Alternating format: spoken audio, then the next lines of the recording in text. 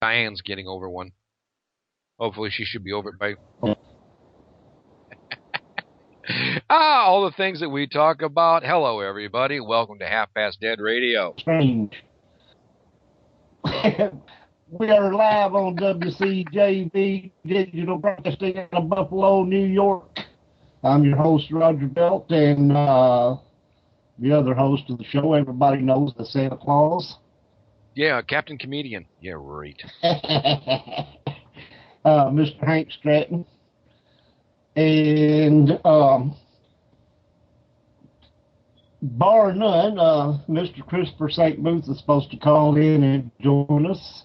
Yeah, good Lord willing and the creek don't rise. And until that, I want to talk about. Let me entertain you. Let me make you smile. Let me find my stuff that I have here. Where are you? Directly above the center of the earth. What are you looking for, Roger? My information on the famous Bermuda Triangle. Oh, the infamous. Yes. The infamous. Yes. Famous. That means it's more than famous.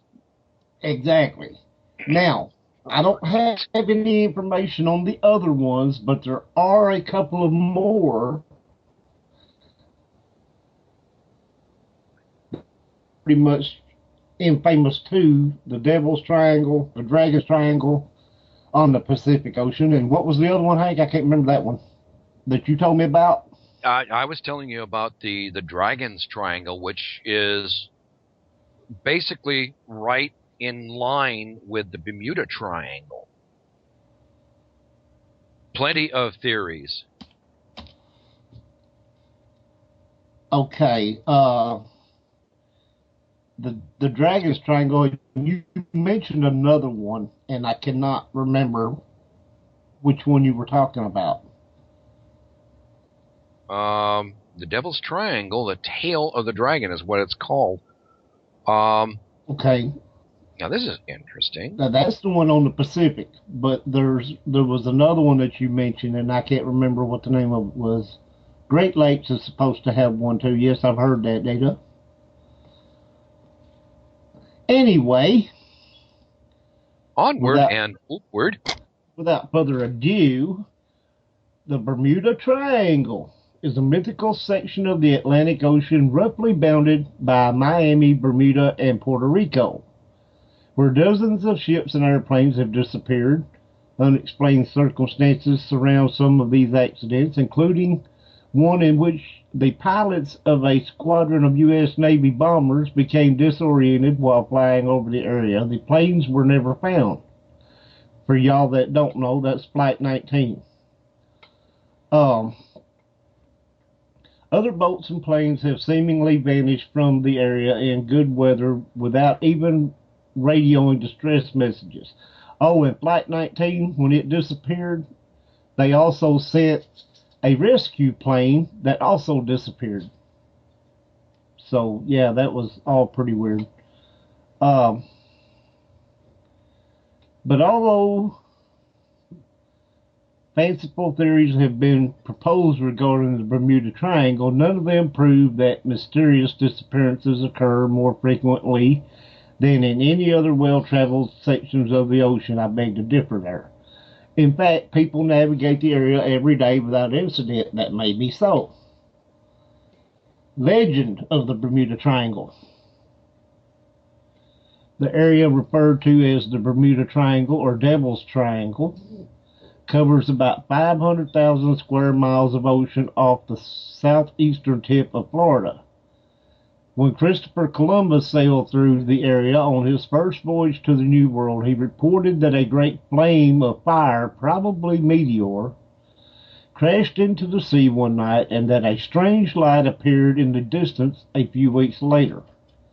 He also wrote about erratic compass readings, perhaps because at the time a sliver of the Bermuda Triangle was one of the few places on Earth where true north and magnetic north lined up. Interesting. William Shakespeare's play, The Tempest, which some scholars claim was based on a real-life Bermuda shipwreck, may have enhanced the area's aura of mystery. Nonetheless, reports of unexplained disappearances did not really capture the public's attention until the 20th century. An especially infamous tragedy occurred in March 1918 when the USS Cyclops, a 542-foot-long Navy cargo ship with over 300 men and 10,000 tons of manganese ore on board, sank somewhere between Barbados and the Chesapeake Bay. The Cyclops never sent out an SOS distress call, despite being equipped to do so. And an extensive search found no wreckage. Only God and the sea know what happened to the great ship. U.S. President Woodrow Wilson later said in 1941 two of the Cyclops' sister ships similarly vanished without a trace along nearly the same route. Okay, there's very interesting stuff. A pattern allegedly began forming in which vessels traversing the Bermuda Triangle would either disappear or be found abandoned, and that's what I don't understand. I'm going to stop right there because I have to bring this up. Okay, go for it. The scientists with their ingenious ideas of what's causing these disappearances. Gas bubbles coming up from the bottom of the ocean. Yes. Hold on. Specify that. It's not just gas bubbles. They create a negative buoyancy, and if I remember... That's what I was fixing to say. Okay. Now, that causes the water to not be able to support the weight of the ship. Now, these gas bubbles also cause planes to fall from the sky. And they did a test where they proved it could happen. Okay, I'm not saying it can't happen.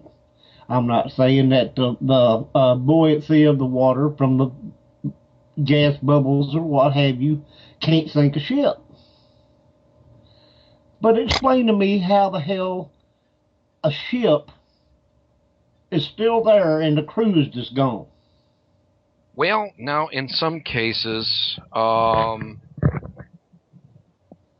I can say is from my understanding, okay?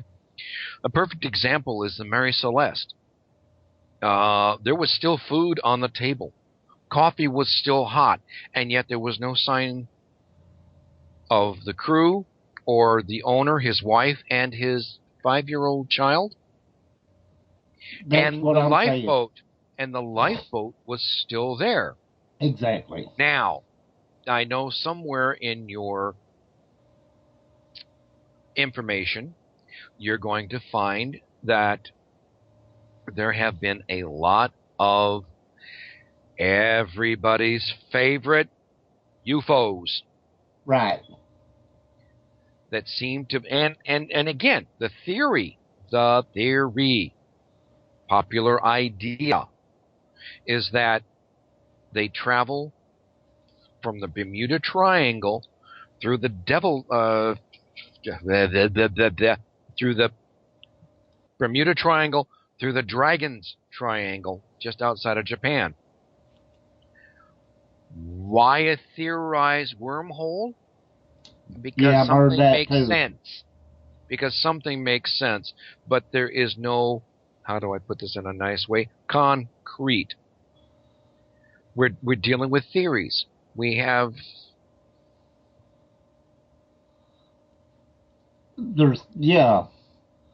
Okay, now, let me pick back up here just a minute. Then in December 1945, Navy bombers carrying 14 men took off from a Fort Lauderdale, Florida airfield in order to conduct practice bombing runs over some nearby shoals, which is Flight 19, y'all. But with his compasses Apparently malfunctioning, the leader of the mission, known as Flight 19, got severely lost. All 5 planes flew aimlessly until they ran low on fuel and were forced to ditch at sea, or so they say, because they haven't found the planes yet. Okay. Seriously. The same day, a rescue plane and its 13-man crew also disappeared. After a massive weeks-long search failed to turn up any evidence, the official Navy report declared that it was as if they had flown to Mars. Bermuda Triangle Theories and Counter Theories by the Time author Vincent Gaddis coined the phrase Bermuda Triangle in 1964 magazine article. Additional mysterious accidents had occurred in the area, including 3 passenger planes that went down despite having just sent all's well messages. Charles Berlitz, whose grandfather founded the Berlitz Language Schools, stoked the legend even further in 1974 with a sensational bestseller about the legend. Since then, scores of fellow paranormal writers have blamed the triangle's supposed lethalness on everything from aliens, Atlantis, and sea monsters to time warps and reverse gravity fields, whereas more scientifically minded theorists have pointed to magnetic anomalies, water spouts, or huge eruptions of methane gas from the ocean floor. Now, that was what we were talking about earlier, except for the water spouts. Rogue waves have been accused of sinking some of the bigger ships. Okay, in all probability, however, there is no single theory that solves the mystery. As one skeptic put it, trying to find a common cause for every Bermuda Triangle disappearance is more logical than trying to find a common cause for every automobile accident in Arizona. Moreover, although storms, reefs, and the Gulf Stream can cause navigational challenges there, maritime insurance leader Lloyd's of London does not recognize the Bermuda Triangle as an especially hazardous place. Neither does the U.S. Coast Guard, which says, in a review of many aircraft and vessel losses in the area over the years, there has been nothing discovered that would indicate that casualties were the result of anything other than physical causes. No extraordinary factors have ever been identified. Okay. Here's the thing that really gets me. Okay. Now, we all know the cause of a water spout. Atmospheric conditions. A lot of weird things happen. I mean, there is stories in Mexico of the dust devils being so strong they can lift a man up. Definitely a child. But that does not explain why nobody has used a lifeboat. That does not explain how everything has been set. Such, you know, the leftovers, the food, the coffee, the drinks. Something has to be found. Okay, Lake Superior, they say, is also another triangle. Right. Okay. And the wreck of the Edmund Fitzgerald back in '76 was not the first ship to go down in mysterious ways or mysterious reasons. Well, now the Edmund Fitzgerald though was caught up in a really bad gale force storm. I repeat, a storm is not going to tear the ship apart like that. True. Okay? But, like I was going to say, the only thing is... Hold on, Scott. I see your question. Let me finish the point here, and then I'll get back to it. The thing that I'm getting at, they at least found the Edmund Fitzgerald.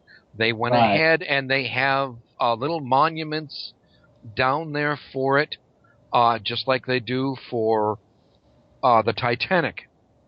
Now, Scott's asking, is there a difference between the Bermuda Triangle and, he says, the one in the Pacific? So I can only understand him asking the Dragon's Triangle off of Japan.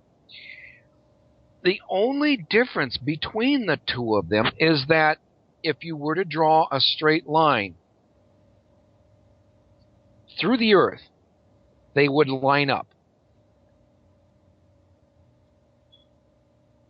Now, granted, there are other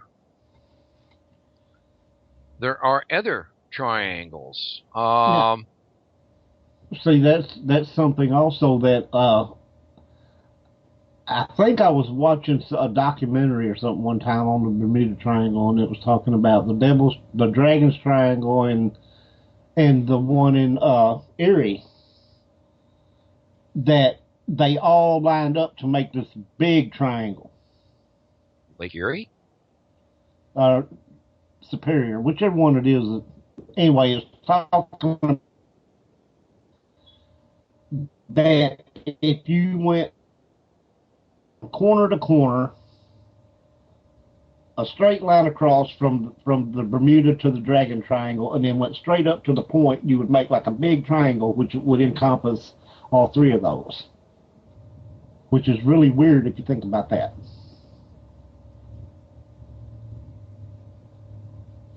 In a way, yes. In a way, no.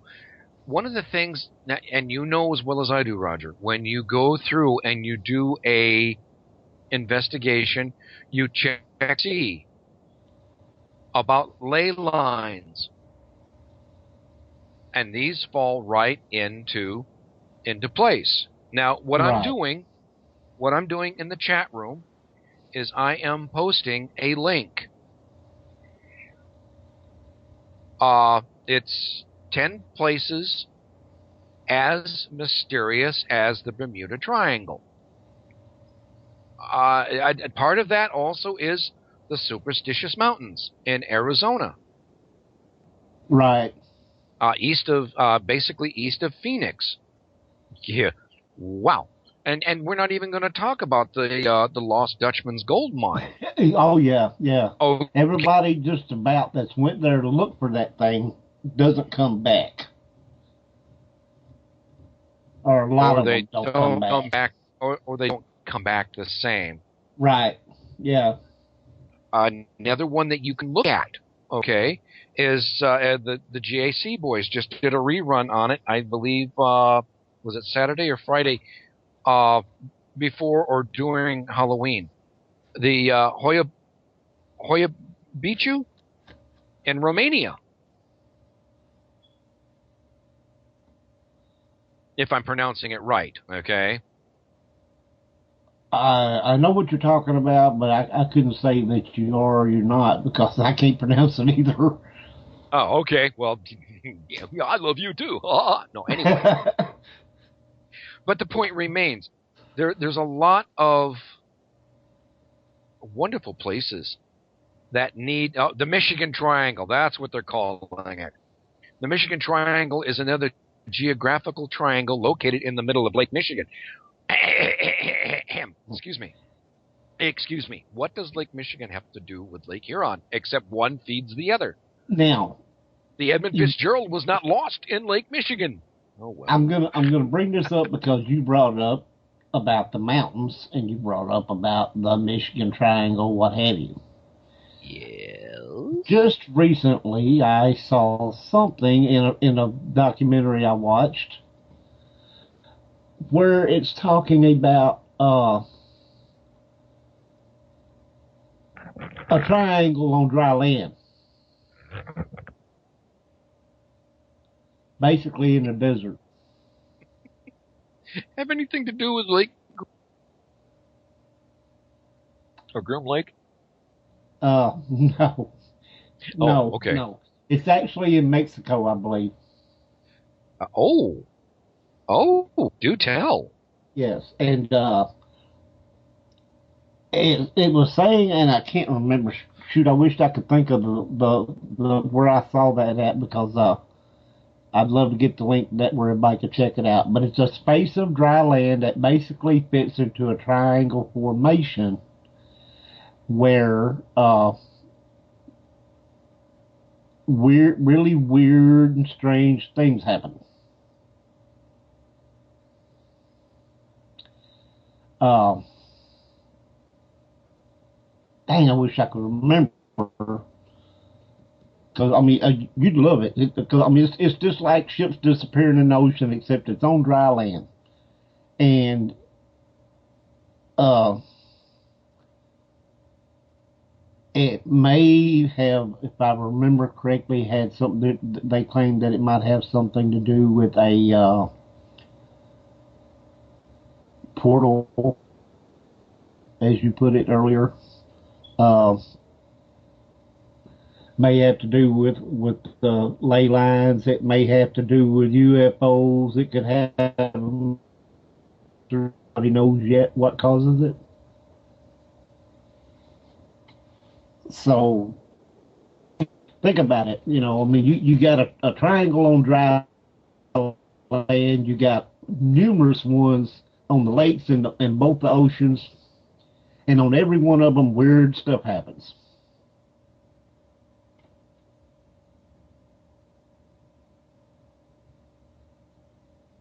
I Okay. am I am just okay. I'm going to try to see if I can answer Scott's question. What is the largest?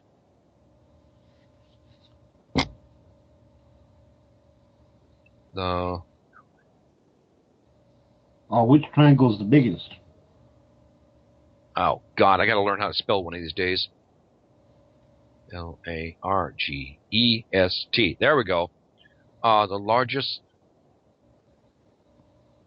Yeah, let's see if they'll answer it. Images of the largest, like, oh my God. There's that. There's that. That. No. That's not it. In the process of looking at this, there is a maelstrom in the ocean. Just a big old suckhole vortex type thing. That's not necessarily a triangle. There is a real place that happens, but it's more in a cove. Well, actually, there's more than one of them. I know what you're talking. I just saw Yeah. something on that too, on the whirlpool deal. Yeah. Yes. Uh, All right. Niagara Largest. River has a huge double whirlpool. Yes. A natural phenomenon. Yep. Okay. Okay. I can find the largest.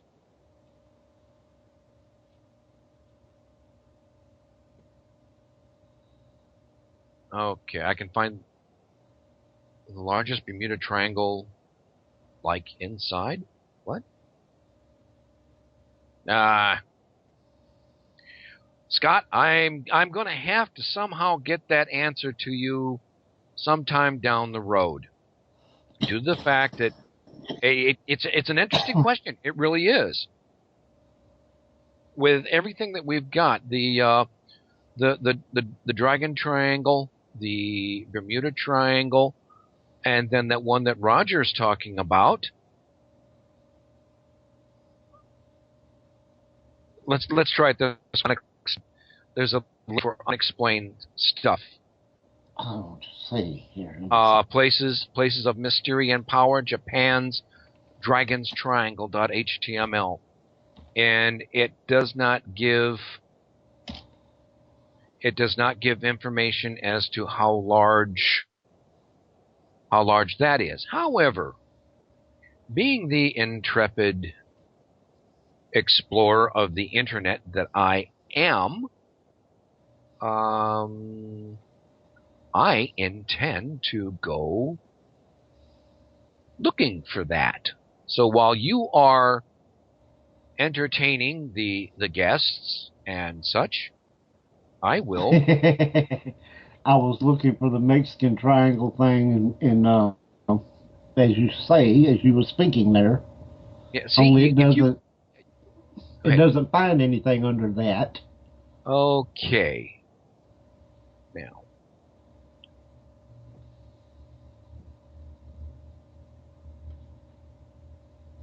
So, geez.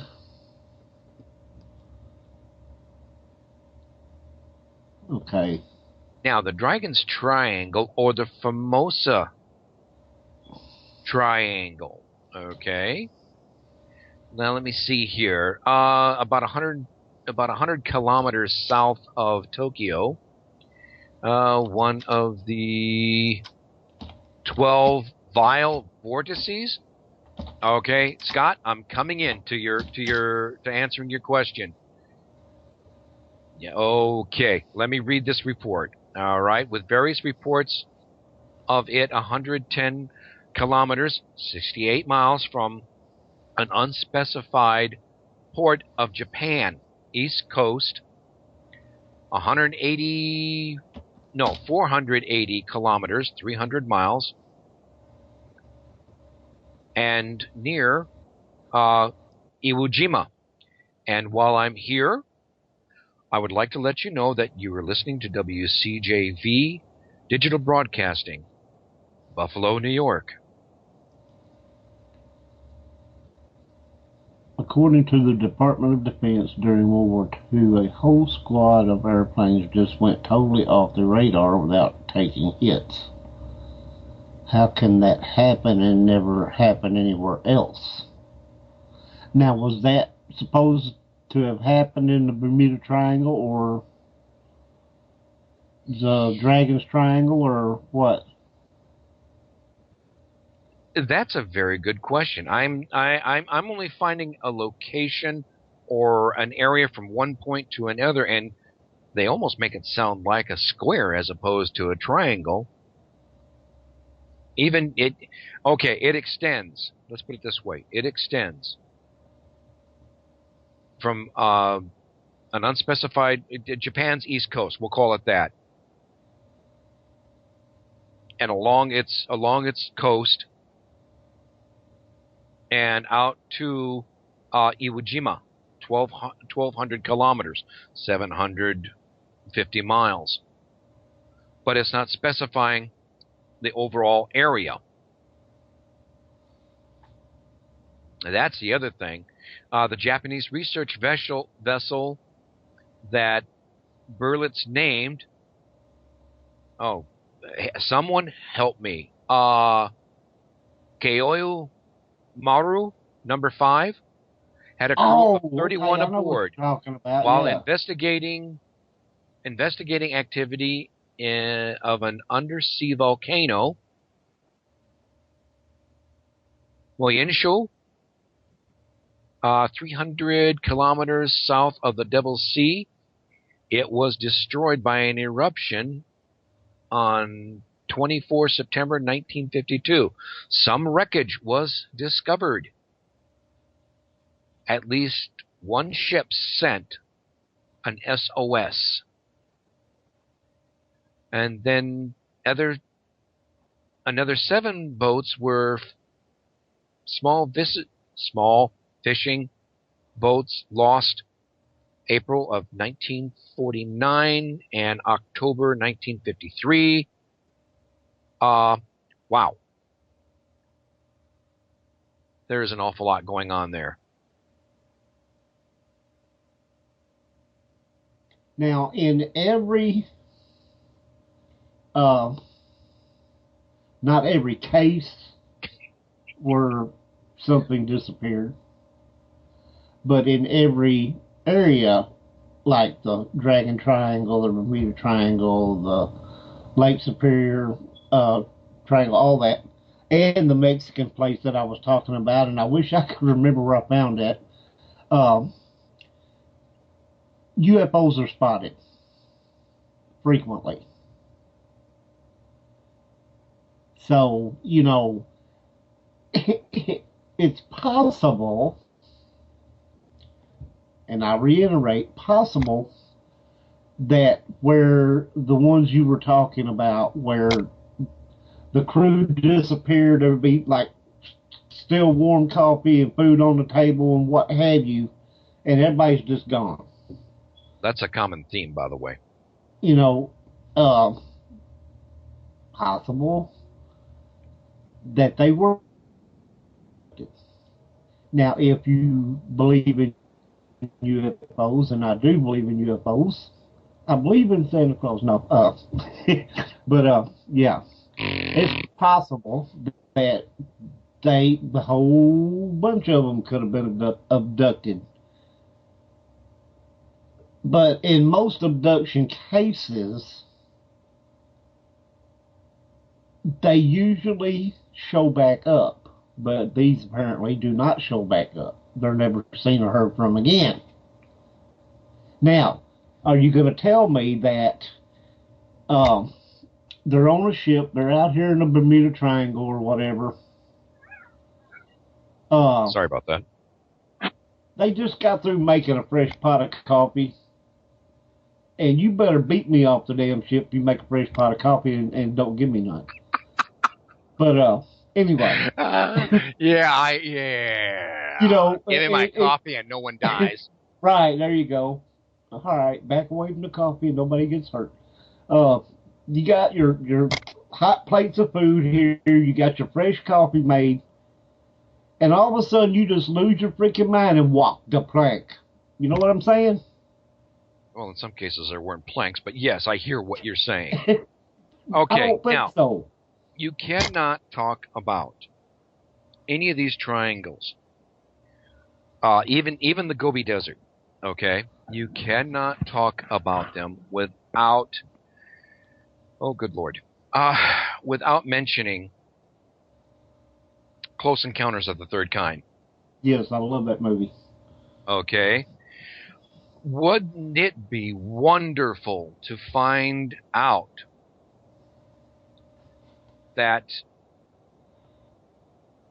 Caller, you're on the air. Yeah, Roger, how you doing? This is Greg. I recognize your voice. That's me. Yeah, I promised you I'd call. Awesome. So, what are you up to tonight? I'm just skirting around in my computer over here and that, and it's a lucky thing I look because I thought you were on at 8 tonight, and I see you started at 7, right?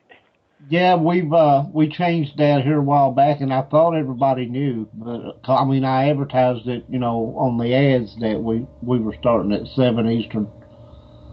Oh, well, that's good. I still got a hold of you, all those. So, do you have Christopher there? Or? Pardon? No, not yet. Oh, okay. Yeah, because maybe just I'm just dropped by to say hello. It's just, I felt bad because I missed him last Thursday at the island. At Iron Island there. I didn't get a chance to, stop by and see him. So what are you guys talking about tonight? See, Jason, sometimes they let me out of the kitchen and I get to play in the chat. LOL.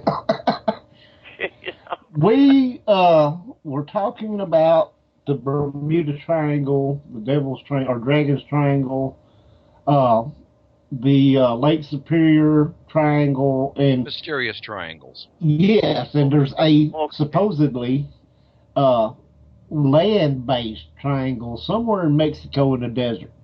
Yeah, this is where everything starts disappearing and ships and planes and stuff like that. Yeah, that's pretty interesting, though. I read up on it a little bit. I used to go through the triangle, the Devil's Triangle there when I was in the Navy. Because we used to go down through there, But I'm still here, so thank God, I didn't disappear. Well, that's a funny... That's a funny thing, and we hadn't quite touched on that just yet. It's funny how it selects who it takes and who it doesn't take. Yeah. Yeah, that's what it seems like. It's it's strange. I read up on it some, but I don't know everything about it. But it's just a strange thing, you know, these planes that are disappearing and these ships that get sucked up and never heard from again, you know. Well, yeah, and we were also talking about the cases and instances where the ships were still there, but the whole crew just disappeared.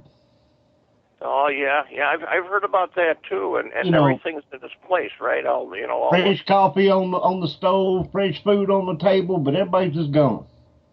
Yeah, and you know it's impossible. Say if they dove overboard, they'd still leave some trace, and they don't leave a trace. Well, why would they? That's what we were talking about. I said, you know, we're going to make a fresh pot of coffee. We're going to put hot food on the table, and then we're just going to walk. You know, I mean, don't make any sense. Hey, the food's okay, you know, but don't mess with my coffee. Right. You touch my coffee, I'm gonna throw you off the boat. You know what I'm saying? But... you know it. You know it. I got to have that stuff every morning. My God.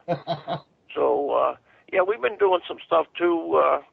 Well, Iron Island, they've been when was that now? Last Saturday night, I think. The gang was there, our own gang over there, and they heard a train whistle. Now, I don't know if I told you about that or not, guys.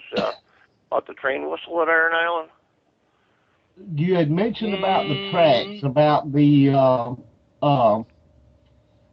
didn't that place used to be like a depot or something? Depot? Yeah, in fact, we still have trains around there. It's because they call it Iron Island because it's surrounded by railroad tracks, and there's a lot of train activity. But this whistle is from a steam engine. Wow. And they haven't seen a steam engine since Eisenhower was president around there. And what it is, you hear it right in a room by the military room and Tommy's room, you know, right in between these two rooms. And now that's the first time they ever heard it, and I had to set them straight on that because, like, you know, I do the overnights real often over there, you know, and I get a lot of experiences there. And we've experienced it about 3 times till we found out that in Tommy's room, who of course is a little boy over there, that there's a little toy train whistle, and it's made out of wood, and it's carved out and everything, and it sounds just like a steam engine whistle. So, and they, you know, I heard it myself once, and then other people have heard it too. And how he ever gets to blow it, I don't know, because you just blow into it, and I swear to God, it sounds like a steam engine, you know. So it's one of those new things that have been happening lately, you know, and that. And just thought I'd let you guys know about that. That's pretty cool. Now, have you been there since Christopher was there? No, I was kind of busy over the weekend, so I couldn't stop down. Excuse me. Hey, Greg, just out of curiosity, do you seem to have more activity there at the Iron Island Museum during Halloween, or more specifically during the darker time of year? Yeah, usually around the when it gets dark early. For me, I've been there for 6 years now, and it seems like towards fall, Halloween is a good time, and it goes right in through towards the winter season and that too. Summertime seems to kind of quiet down, although we still have stuff going on, but it's not as intense as it is, like I say, in the fall or early winter. You know, so I'd really like to mark this stuff down or mark the dates down. I'm going to have to start doing it, and I think leave a log or something, you know, that I can go back on and try to correlate that, you know. Right. Scott brought up that he thinks it has something to do with ley lines. And back to the triangles. Yes, and in some cases, yes, but... Oh yeah, okay. It still doesn't explain the ships found with no crew.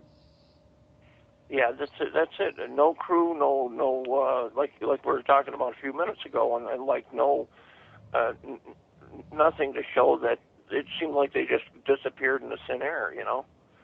Right. So do you think it might be something like I hate to say it, but UFOs or anything like that? I just got through saying that. That's our favorite subject. There you go. Me too. Well, I've seen them when I was a kid, You know, so I'm a total believer in UFOs. You know, and that, Well, I like mean, I say, it makes logical sense because, you know, you got, like we were just saying, you got a fresh pot of coffee on the stove, hot food on the table, and everybody just disappears.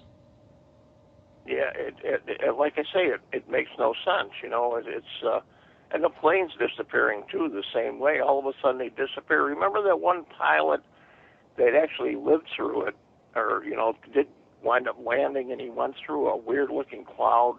Yeah, I remember. And I think it was green colored. Correct me if I'm wrong, but I He think it was called like it some kind of fog. What did he call it? Magnetic fog. yeah, it Or was electric really fog, strange. something like that.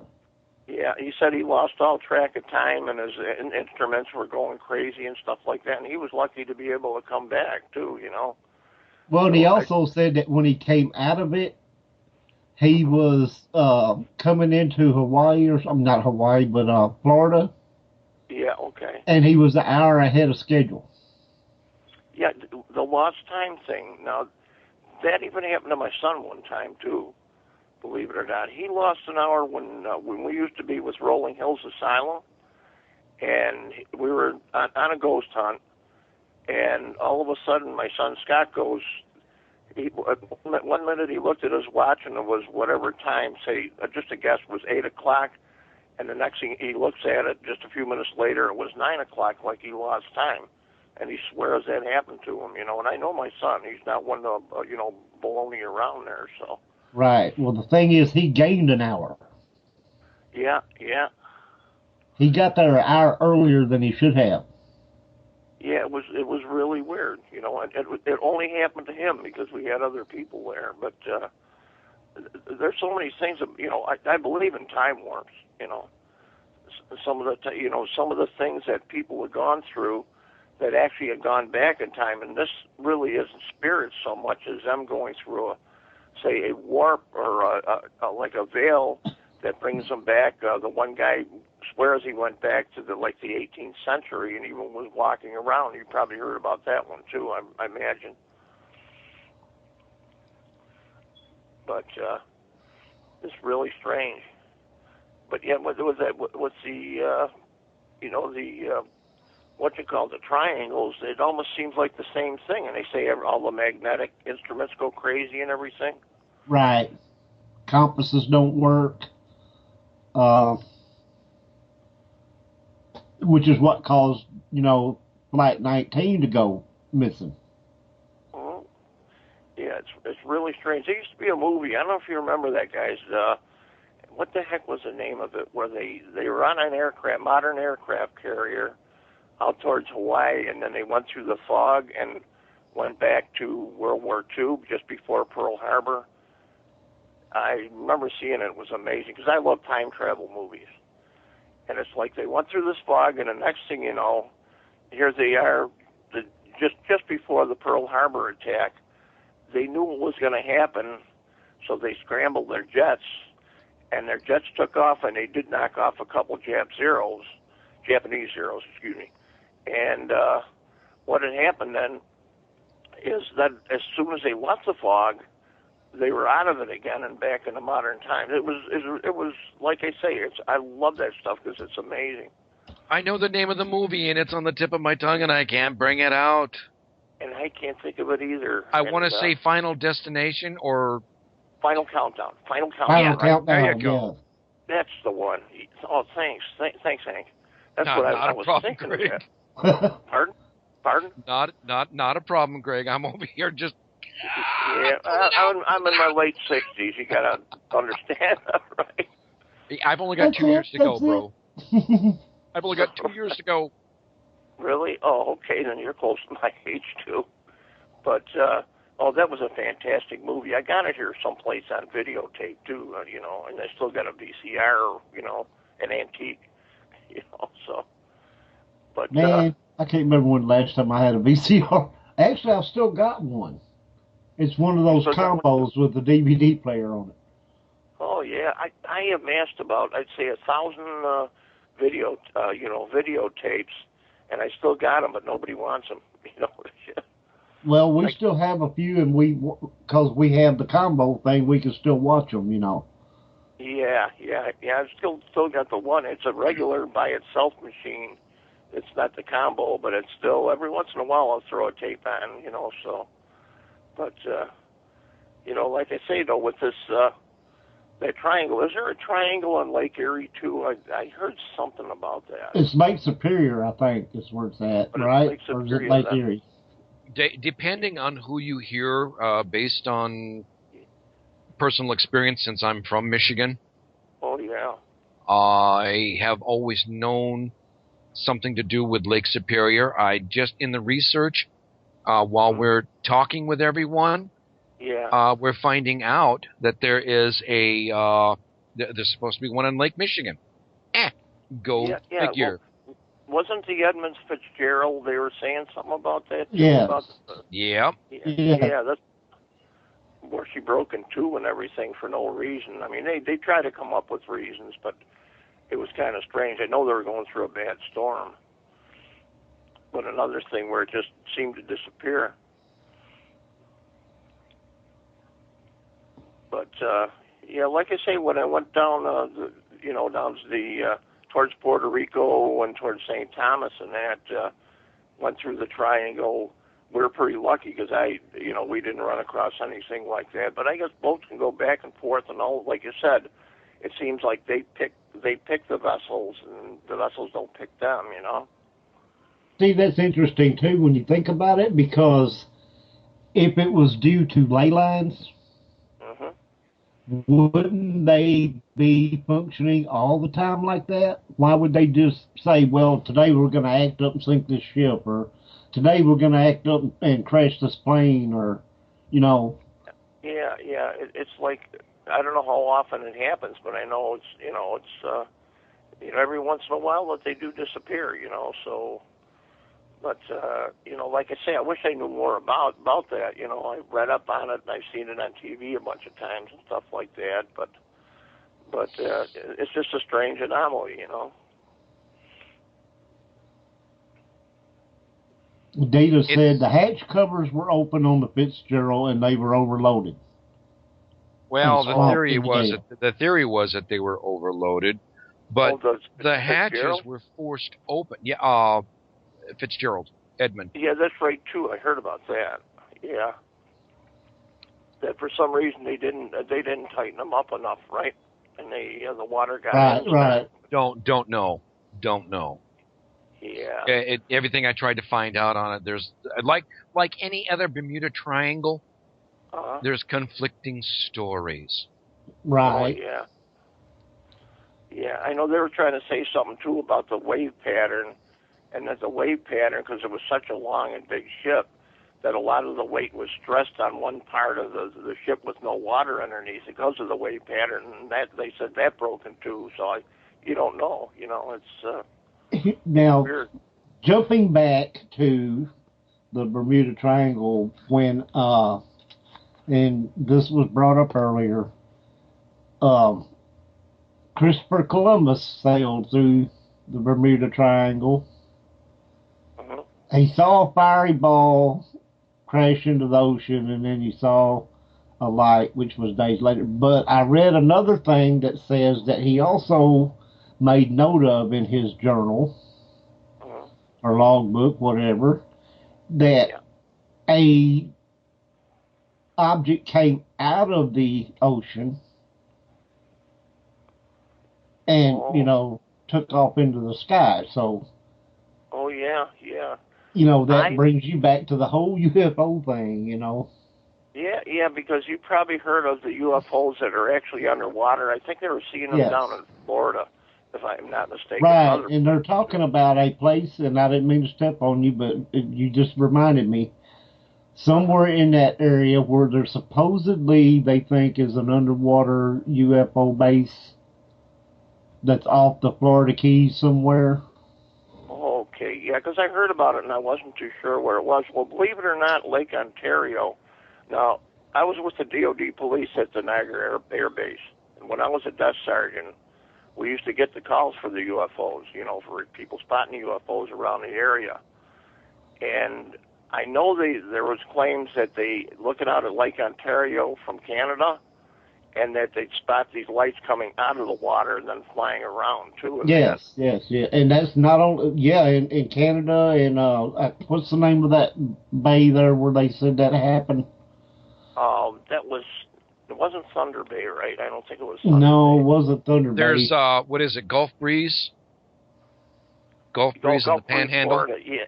No, Gulf Breeze, Florida. Yeah, because what did you say, Hank? Gulf Breeze and what? Gulf Breeze, Florida. And you mentioned that's in the Panhandle. Else. That's in the Panhandle of Florida. Okay, I watched a video on the one in Canada that he's talking about, and I can't think of the name of that. Roger, I got it. Niagara on the Lake. Is that it? Because I think Niagara on the Lake. No, that's places. That may be, but this was and it had a distinct name to it, and I can't think of it right now to save my life. Yeah, I can't, and I live around the area. It's where supposedly the UFO crashed into the ocean in the Bay Area, and another one came down, went into the water, supposedly repaired the damaged one, and they both left. Yeah. I'm trying to think of which one that was now. God, I'll tell you, I got a call one time from a lady. She lives in a suburb of Buffalo. It's called Williamsville. And she claims that there was a UFO hovering over her house and then took off over towards Lake Ontario up that way.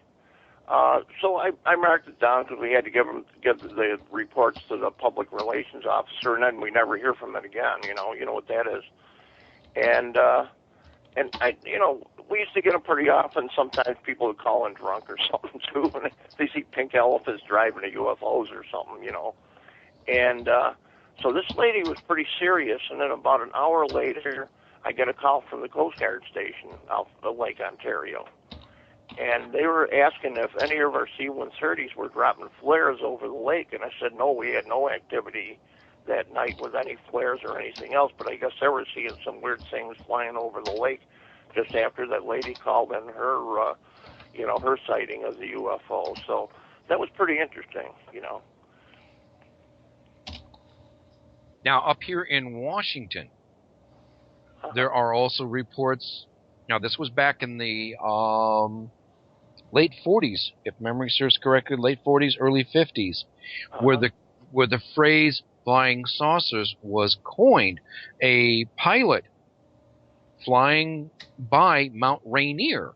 Oh, that's the original. Yeah, I know which one you mean now. Yeah, I can't remember his name, but that's just a hop, skip, and a jump from me where I'm at that's here in Graham. All the 5 disc-shaped objects that look like pies skimming on the ocean, or rocks skimming on the ocean, or pie pans skimming on the ocean, or something. Not at Rainier. Yeah. That's not the ocean.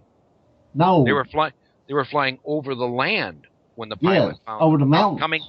Supposedly coming out of Rainier. Yeah. So the story goes. Yeah, that was the original. Of course, remember they've been seen since biblical days too, and that I follow that quite a bit too. Now we had one too. What had happened was this was in a place called Cherry Creek, just south of Buffalo, and this was back in 1961, I think it was, or 62. This goes back a couple of years. And what had happened, a UFO had been hovering over a farmer's field, and had actually landed. And then by the time the farmer got out there, it had taken off right in front of their eyes and zoomed away. I remember that too. You remember that one, Roger? Yeah.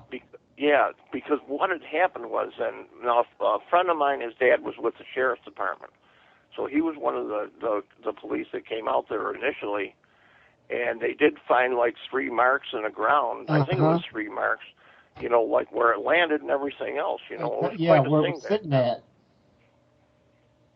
Yeah, it was where you have actual, at least proof of that there was something there, and they still haven't solved it to this day, so. Okay, and I've got to bring this up because it's all interesting to me when you get to talking about UFOs and all this stuff too. Germany supposedly built working UFOs. Oh, I think I heard of that too. And they were spotted, one of them, I think, or more, by some of the planes during, the war. But that's not what I was going to bring up. Supposedly, they had a base in Antarctica. Ah, okay. Where they were still building these UFOs. Was that the military, Roger? Yes, the German. Yeah, that was Nazi Germany. They were reported to be bells in shape. Mm-hmm. Yeah, that's right. I know the Germans were really coming out with some stuff. It's a lucky thing we won the war when we did, because and they, the one guy, the scientist, had created an anti-gravity engine. Ah, okay. And they were supposedly working on putting this into a bell-shaped craft. Okay. Now, remember the Foo Fighters too? Yes, guys? yes. Yeah, and they didn't make that much of it back in World War II until they discovered the flying saucers from Mount Rainier, and all of a sudden they were putting two and two together. How many pilots had seen them, But supposedly, even after the war, this base in Antarctica was still, and they said that they had ships with weapons that they shouldn't have had. Oh yeah, that was still the Germans you're talking about, right, Roger? Yes. Yeah. Now, it also read that somewhere along the line they claimed that they were in contact with alien species and that they were helping them build these crafts. Yeah. And of course, like I said, in Antarctica, they claimed that they had craft there that when anybody got anywhere, they would never get anywhere close to it. They didn't get a chance. They had weapons that were so ahead of their time. Oh that, yeah. They would knock them out before they even got anywhere close to oh yeah. where the base. We wound up gaining a lot of their scientists, I remember, after the war, too. Werner von Braun and that. Right. Yes. He was the rocket guy. Yeah. But it's still, you don't know who else we had there, too, The main drive for our Apollo mission. Yep. He got to see it all, But I think we touched on this on one of the other shows, Hank, about the triangle-shaped UFOs that seem to be seen a lot hovering in the night skies around the Area 51. Around Phoenix, yeah. Okay. I do believe that those are ours. Simply an observation and an opinion from observation. I believe these triangular UFOs are more modern compared to what we have been. And if I may pass on some interesting information, we're going to be going on a 4-minute break. We're going to be doing a hard break. Okay. You're listening to WCJV Digital Broadcasting from Buffalo, New York. Okay.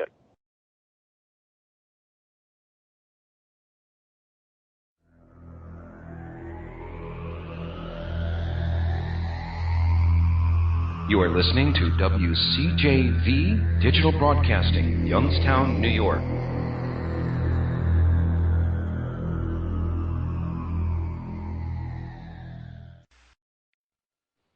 CJ Mars is a highly diverse radio network interested in furthering all aspects of conspiracy, truth, talk, and news radio. They pride themselves in complete professionalism and are very proud to sponsor the Opperman Report because my show represents exactly the type of show they're interested in producing. They are currently adding new shows on a regular basis and are always looking for new talent. Does this sound like you? Then please contact them at their website, cjmarsradio.com, and be sure to tune into the Opperman Report every Friday night at 5 p.m. Pacific Standard Time and 8 p.m. Eastern Standard Time, right now on CJ Mars Radio. And CJ Mars Radio exclusively carries the Opperman Report after show. You cannot find it live Friday night anywhere else but CJ Mars Radio.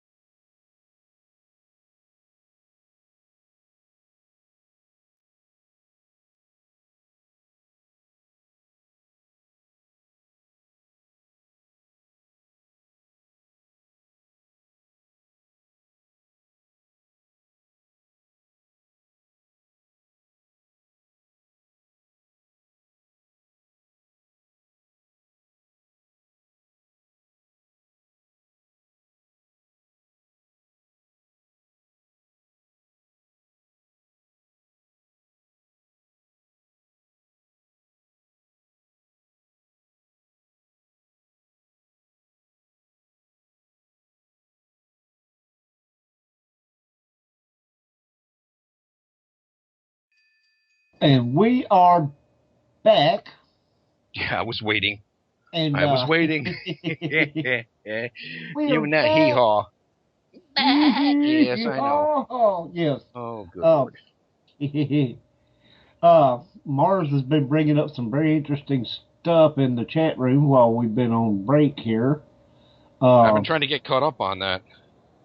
Well, he's putting it in here so fast I can't stay up with him. There's a link, anomaly.com, Christopher Columbus, UFOs. Now, see, he brought up where they said that a silver disc-shaped object came out of the ocean and flew around. And this was Christopher Columbus who noted this in his journal or his logbook or whatever about that, which, okay, Moopsie Cake.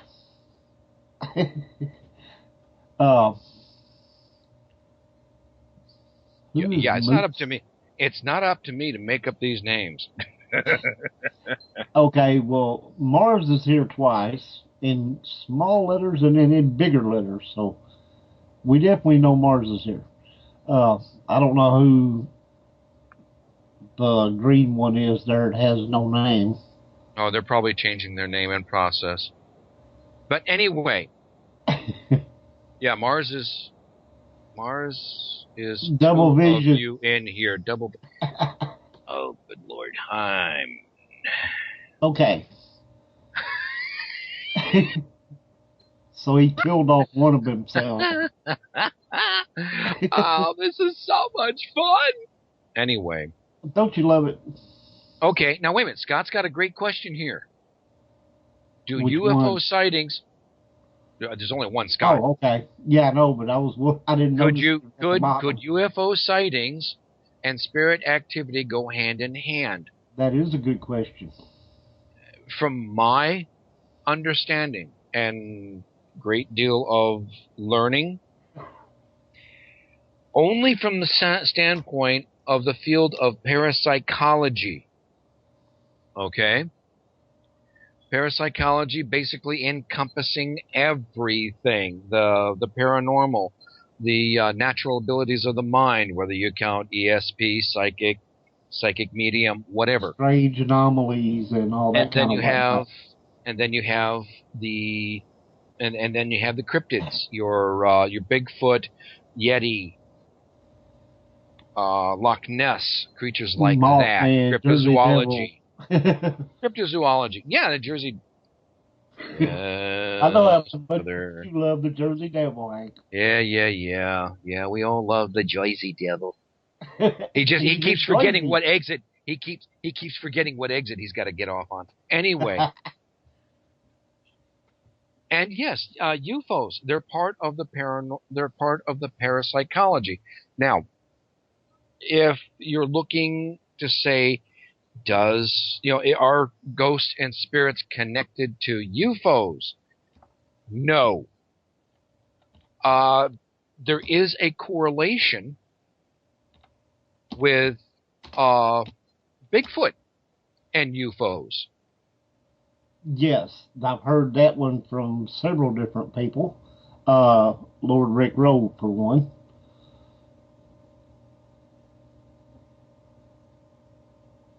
And he wasn't saying that they go hand in hand. It's the idea that because Sasquatch is so in tune with the land, when they see something anomalous, they are drawn to it to see what's going on. So, yeah, you have lights in the skies. You're going to have more Bigfoot.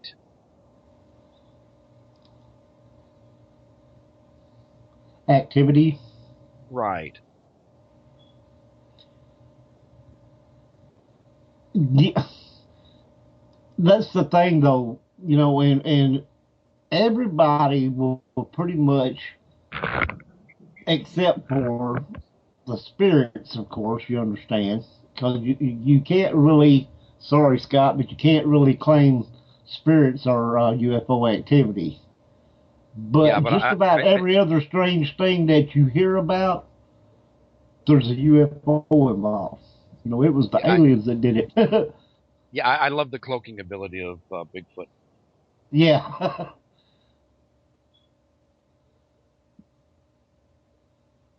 That always gets me hearing that. Yeah, well, they've got they blend so well into the terrain. Just like now, once upon a time, the unfortunate term I'm going to use, the Indian fighters would claim that they couldn't see the Indian because they blended in with the surroundings. Exactly. So what's happened is they know their surroundings. They know their terrain so much better than we do. I mean, we're still clotted with city garbage on us. Right. And we're not used to being in the woods like we used to during the settling of the area. Right. Okay, the loggers. The loggers, It didn't stop with just building shelters, building homes. Paper got involved, and then the continued, pardon my expression, raping of the land. Now, not all loggers are uncaring and decimating the Earth ecosystem. Some of them are actually trying to repopulate the forest. The problem is, in order to get the wood that we used to get, it's going to take more than 50, 60 years. The trees aren't growing that fast. Right. So that's where, that's the heartbreak of that. And you know what's really interesting? Getting back onto the Bigfoot subject. As much as they are seen these days, isn't that kind of funny? The more we take from the woods, the more, in a manner of speaking, protests they are. They're Right. showing up and everything. Well, because their habitat is dwindling and they're not going to be able to continue to hide. In which case, mankind may wish they would have left the dadgum forest alone once they bring them out. Excuse me. I don't mean to interrupt you, but I mean, may regret? We're already finding out, thanks to the wonderful problems that they're doing with the Amazonian rainforest. Exactly. Okay? We're finding that out now. I left California I lived in Upland, and I left California about October of 73, sometime during that summer of 73. Okay? There was a news report, obviously from some station out of L.A., that went up into the mountains and finally admitted and shown evidence of air pollution because the trees were dying.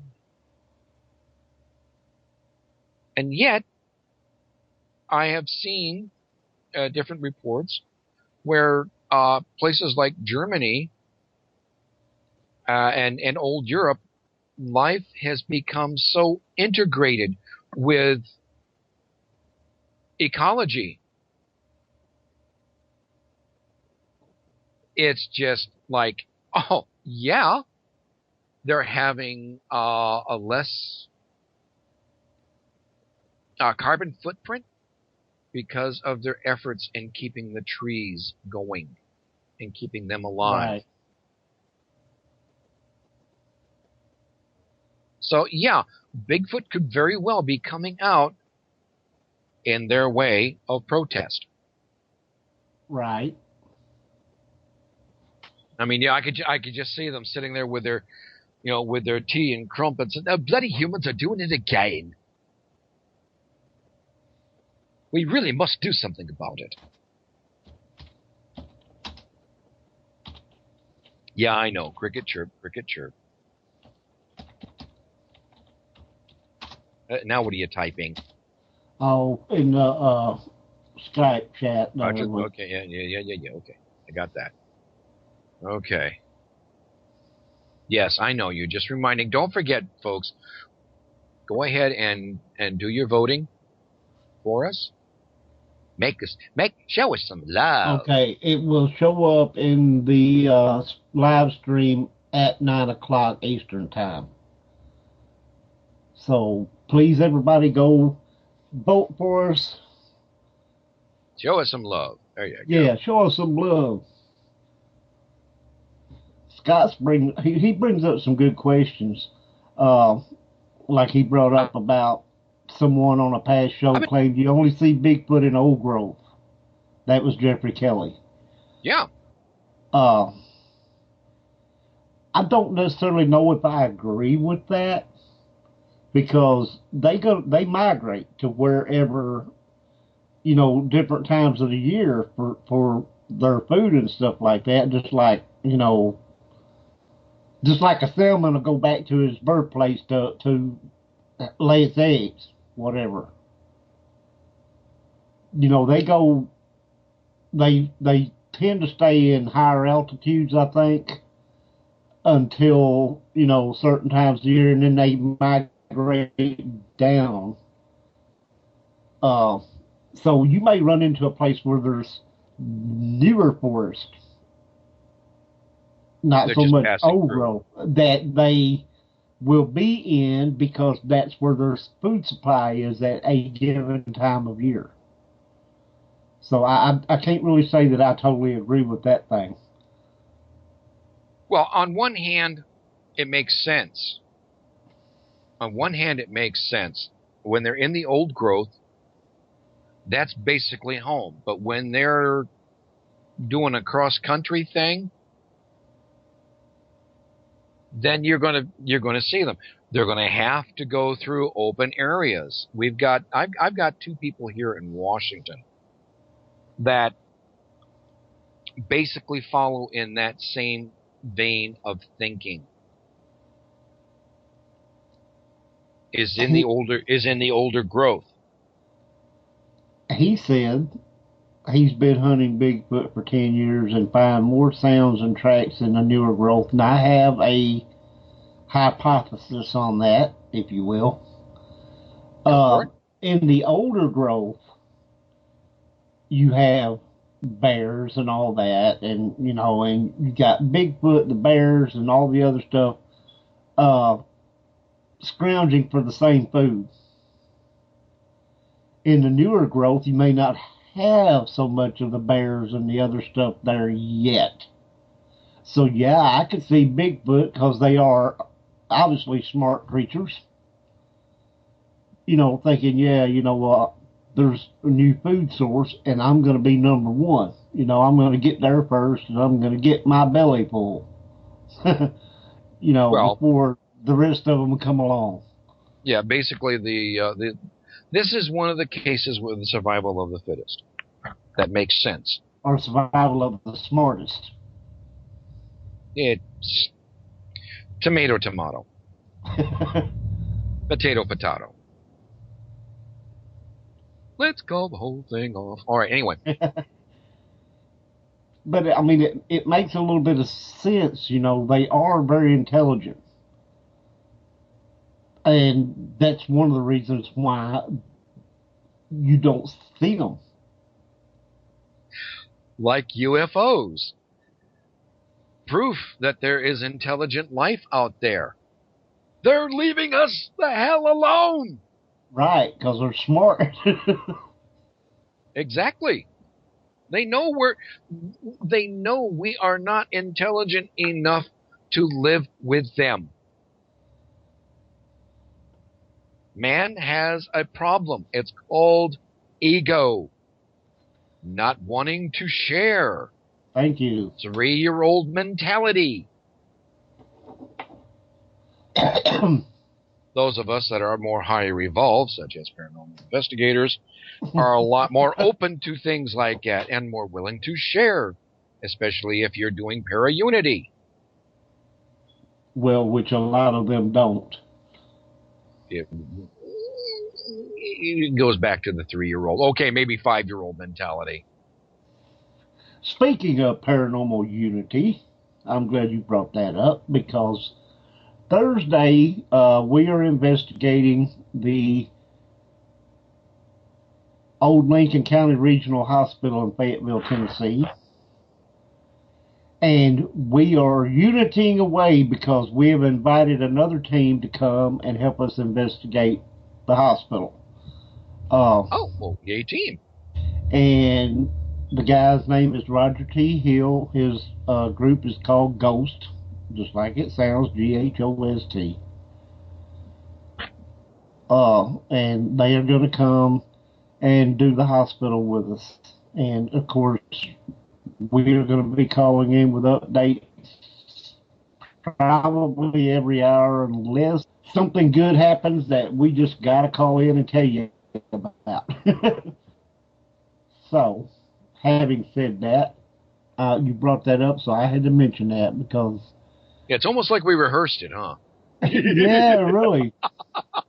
But, no, seriously, I mean, it feels good to be able to work with another team we've never met, you know, and they live up closer to where we're going. And just to fill everybody in, we are going to have a show on Thursday. Hopefully, Toby will be back from his family emergency. And while Roger is doing that, Toby and I will be manning the post, manning something here.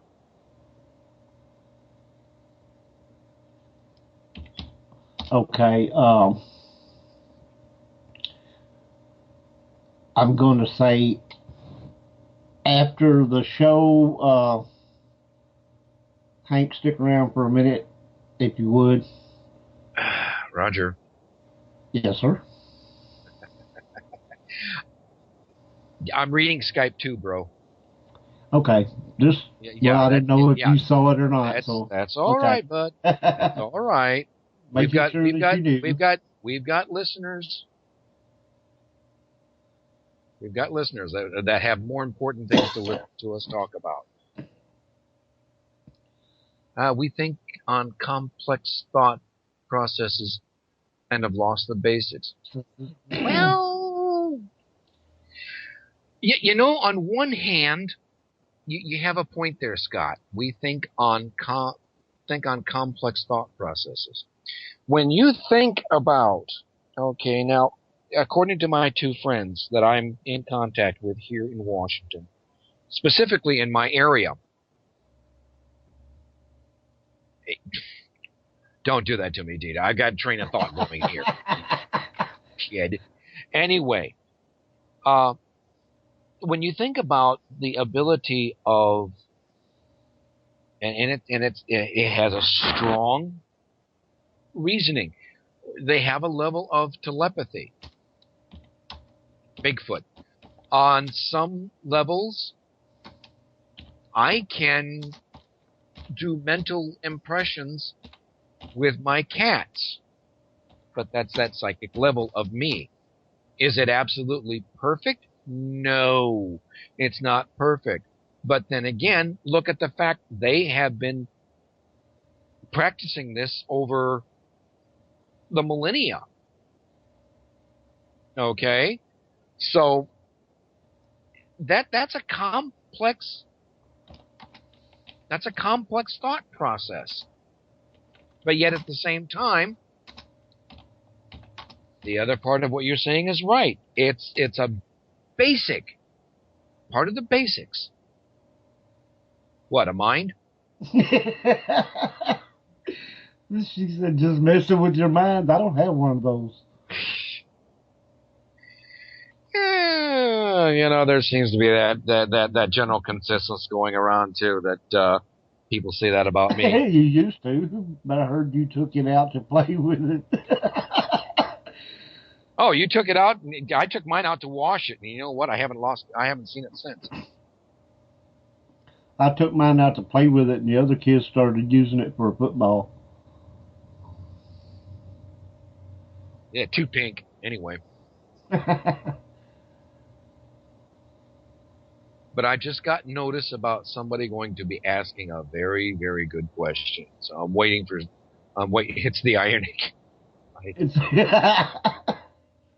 trying to get the wrinkles out of it, Data. More. Oh, who is this Toby that I speak of? Toby normally joins us from time to time on the show. But to be more specific, Toby Grenels is my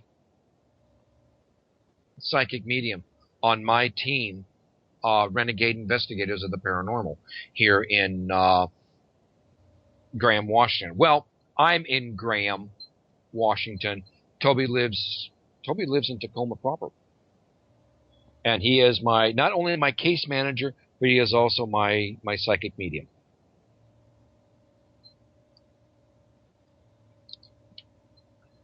and he would have been here with us tonight, but he had like I said, he has a family emergency. But he's just as, how shall I put this, bizarre in thinking as I am. That's one of the reasons why we get along so good. Oh, anyway. Moving right along. Follow the yellow brick road. So, does that answer your question, Scott? Oops.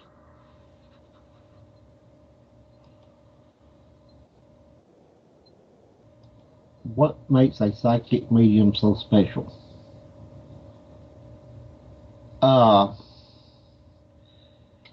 To try to answer that for you, All right. if you have a take good care psychic of that. medium, you can go into a haunted location and they can pretty much pick up on what's there before you do.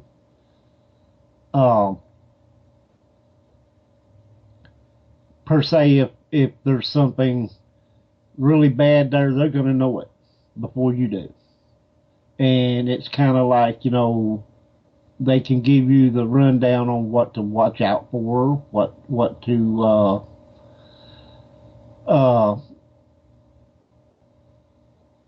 what kind of approach to make if it's a spirit that, say, needs to cross over but hasn't, stuff like that. Hank, I'm sure, has some better answers than that, but You're getting to the answer. How do I put this? Like going from Tacoma to Seattle by way of Spokane.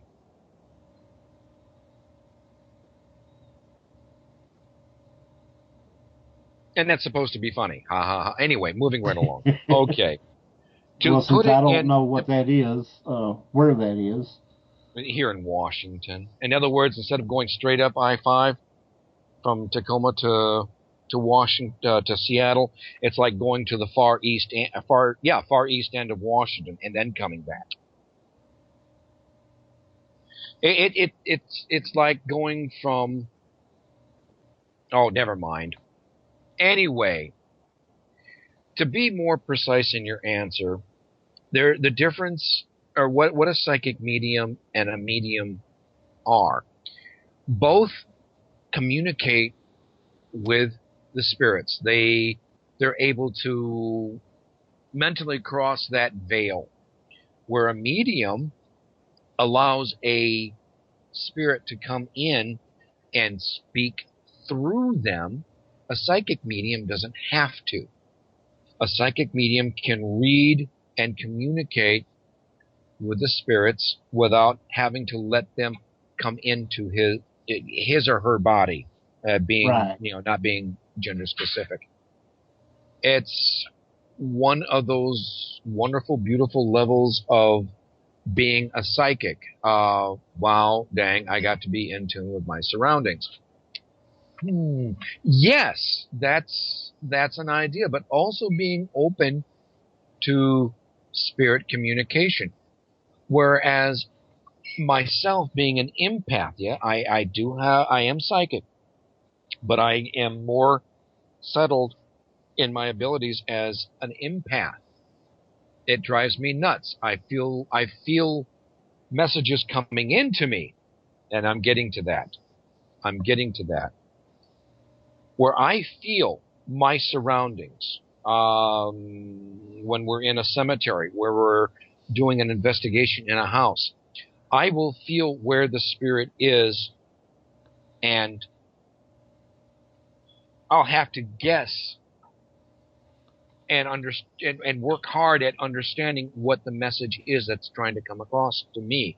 Whereas Toby can actually communicate with them at a level. We're both dealing with, as Toby describes it to me, we're both dealing with images. Now, you've heard, have you heard of the Long Island Long Island Medium, or John Edwards, how they describe Teresa Caputo. Thank you, honey. Where they describe they're seeing the actions. They're not literally getting words. They're impressions that have to be interpreted. And how they're interpreted takes a lot of work in making sure. Actually, better than the ones on TV, although the jury's still out with Teresa Caputo. I'm slowly developing to be a fan of hers. And while we're here, I'd also like to welcome, I don't make these names, I really don't, Lovey Boo? Lovey Boo, yeah. Lovey Boo. What did Sonya go? She had to leave. Sonya had to leave. I don't know if I don't remember for sure if she said she would be back. But she did let us know that she was leaving. I thought she was just, stepping away and then coming right back. That's what I thought, because excuse me, I remember that message. We're still debating what Roger is a paranormal brother. He is a paranormal investigator such as myself. Okay, the name got changed. T-Love. Okay. I do not make these names up. I certainly would come up with better ones. Billy, Joe, Bob, Jimbo, something. Roger, why don't you take that one? So what is Roger? And that's what Scott's asking. So to speak, with also I don't know what you would call it, not necessarily an empath, not necessarily a full-blown psychic. I have things that come to me out of the blue that I don't understand sometimes, which therefore I always say, Hank, man, I got this image or this picture, can you tell me what the heck's going on? The way it works with me sometimes is I could be talking to somebody, and while we're talking, and maybe we're talking about a certain place, I will get a picture of something. An image, yeah. Yeah, and it will be really vivid, and it's like, sometimes when I get it, I'll just jerk because it's like just there, all of a sudden it scares the crap out of me. As we were talking about the place on the lake. Hank and I were talking about a picture that he sent me of an investigation they did. Where was that? I keep forgetting the name of that place. The lake where the people drowned and all that. Well, actually, you had two pictures. You had not only one from Spanaway Lake in Spanaway, Washington, but you also made mention of one from Ording, the Soldier Cemetery. Yes. That one was... and it was there in the picture, and it's like I was just drawn straight to it, and it's not one that y'all noticed, I think. But anyway, the one on the Spanaway Lake was really freaky, and it made me jump because when it popped up, it was like this guy strung up between two trees. And from what I gathered, he was strung up there and just left to die of natural causes, I guess. But, that's the way stuff works with me. I don't get stuff all the time, but when I do, it usually scares the crap out of me. Toby is very accurate, to answer that question.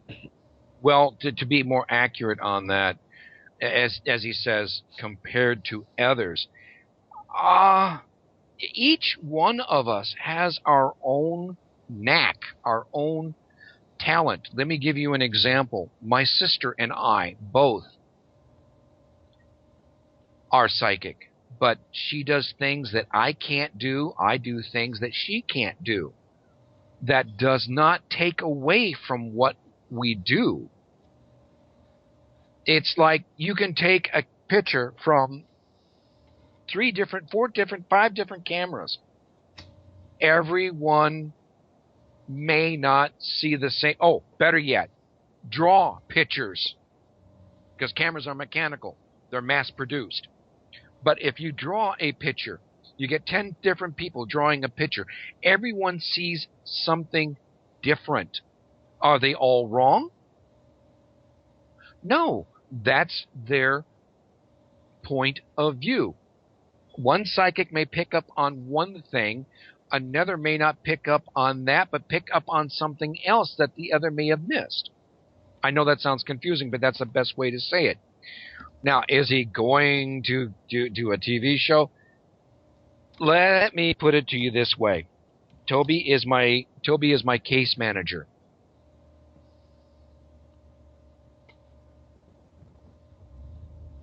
And we both feel that kind of notoriety, you end up having to,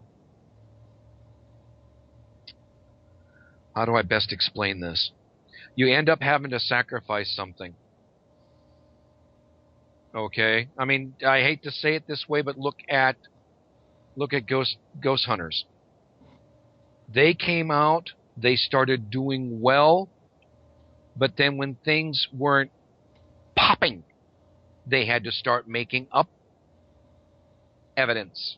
Well, not so much, maybe makeup is not the right word, but exaggerate evidence. When they started out, their whole thing, this is what Ghost Hunters, I used to love that show when they first came out because I believed in what they were doing. Okay, but in the beginning, they were investigating normal people's houses, and if they had children, they were like number one priority, and they debunked everything. Now they don't investigate normal people's houses. They don't put children first. They go to all these big, high, fancy name places, and where they used to debunk everything, now they always find something. And it's what I call networkized. They've been bought by the network, put it that way. Now, he's also asking, does he compliment you, Hank? And then we'll get into the future plans. Compliment. We work well together, if that's what you're asking. I will either finish something that he's doing, or I will, or he will pick up on something that I can't quite get. When we first started working together, it was kind of interesting. When we were doing an investigation, I was psychically silent, but when he had to shut down, my psychic abilities came back up. So it's a matter of working in sync.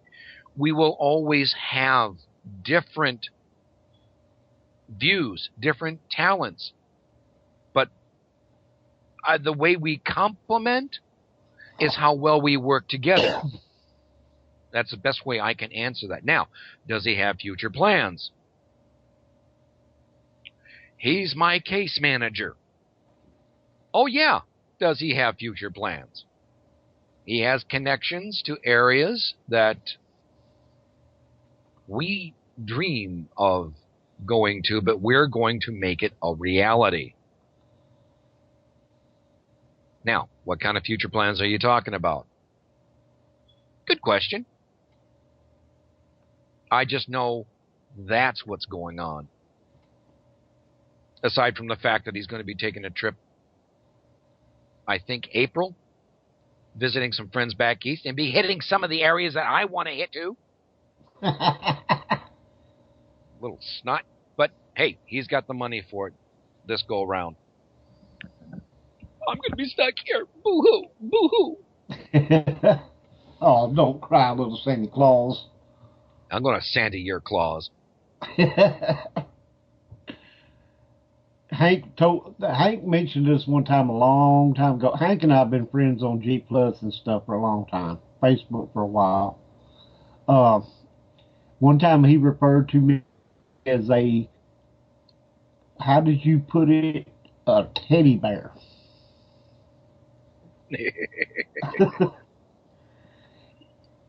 Because it takes a lot of pushing to get me ticked off to where I say something to somebody. Because I like to get along with people and I like to be laid back and just at ease. Hank reminds me of a little jolly Santa Claus. So, we kind of both have our, whatever you want to call it there, but that's probably why we get along so well. But anyway, yeah, teddy bear. That's what he called me. Scott just gave me something in private chat, and I'm giving him a ration for it. Now, Scott's a ration. Yes, let an imagination run. Scott's got a question for you. Oh, no, we do not work with a psychic. Not that we wouldn't. I'm not against it. But we have not met one around here who is interested in working with us. But, we don't really advertise a lot. We have a website. People contact us on the website. In fact, that's where we got the contact about the hospital that we're doing. Would I work with one? Yes, I would if I believed in that person, whether it be male or female, that makes no difference. If I believed in that person, I think it would be an excellent benefit to our team. I really do.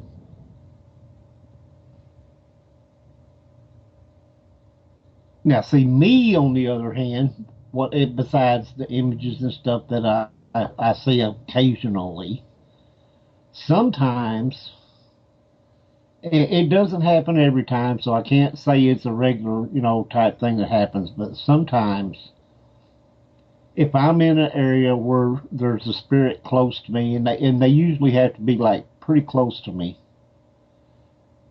it feels like somebody put a vice on my head and starts tightening it, cranking it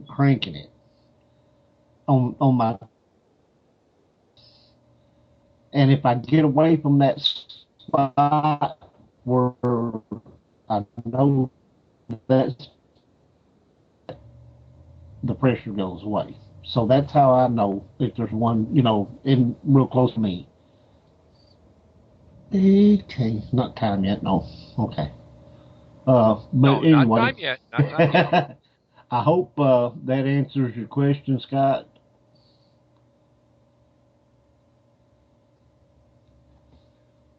Okay. Hard time pitch. You're having a hard time getting a picture with a picturing with a yeah, speak with, seeing with. Okay, picturing. I thought he was talking about getting a picture of a full apparition.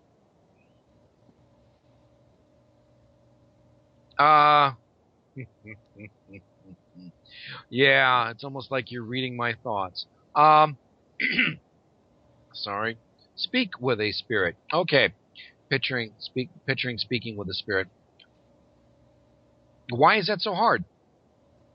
Think about it. Once upon a time, in a land far, far away, yada, yada, yada, they were a living person. And this has been the philosophy of my team. Ghosts are people too. Just because they've crossed over from the corporeal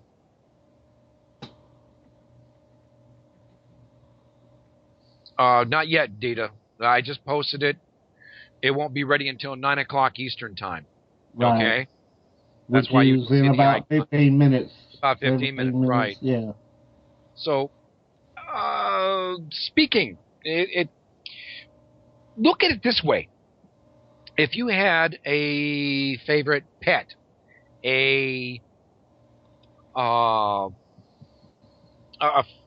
a favorite grandfather. That did not come out right, but favorite member of your family that has passed on.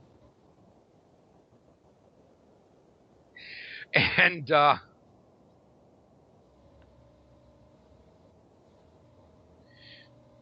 they have, well,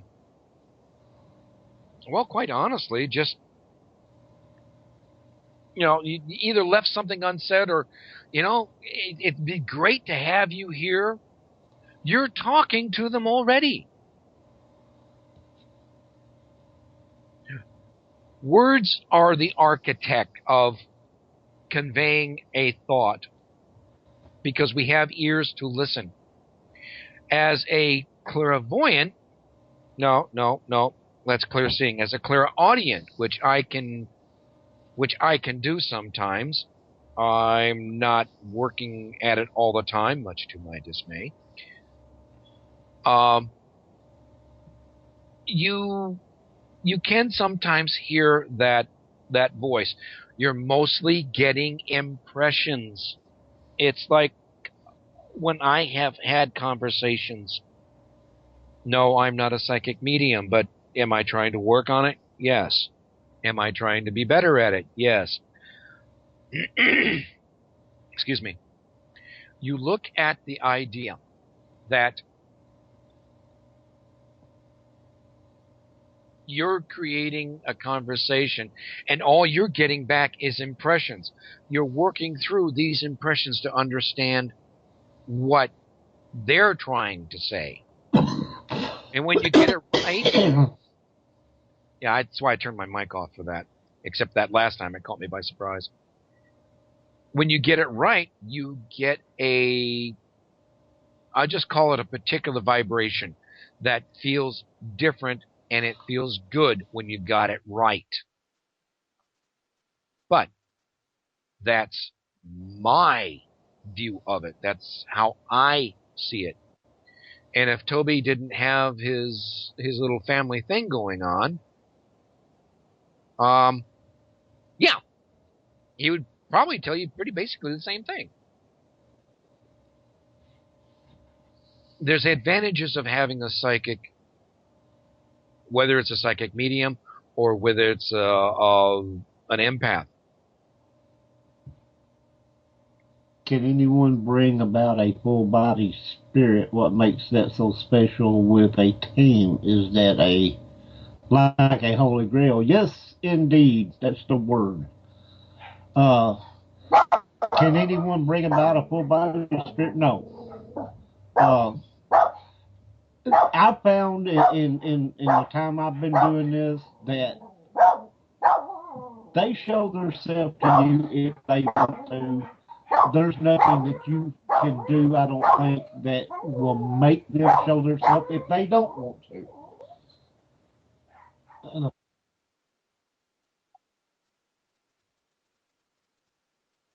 You there, Roger? Yeah, I had to mute my mic for a minute. My dog was going nuts. I haven't seen any, and of course, there's people that claim that they have, like the guy. Remember the guy that built the box that he claimed that he could capture a spirit in.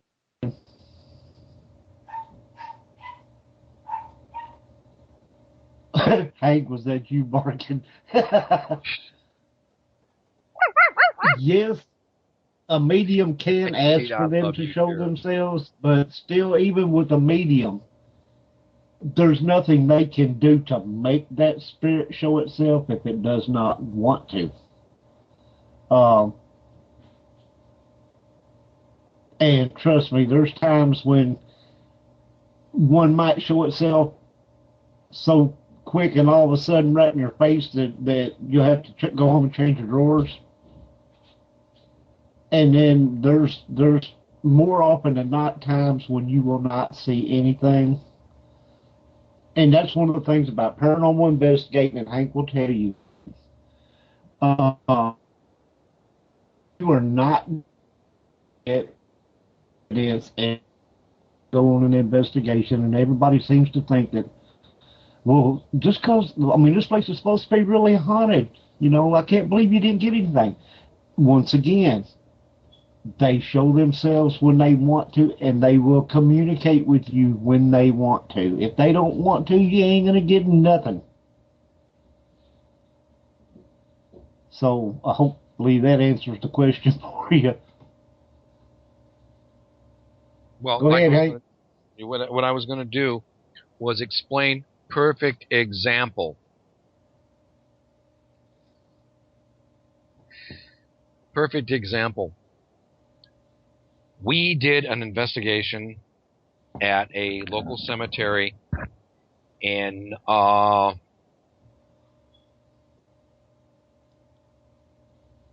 Roy, Washington. And I mean, we're talking about the proverbial dead cemetery. Nothing was going on. Now, we've been to this cemetery 3 times. Yeah, 3 times before. And things were working. Things were popping. Things were doing what they were supposed to be doing. This one time, it was dead. Actually, okay. Dead.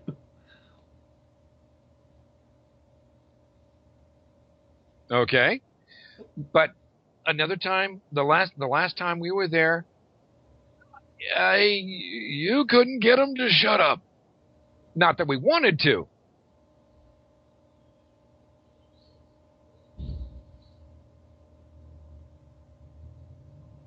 Not that you wanted, not that you wanted them to.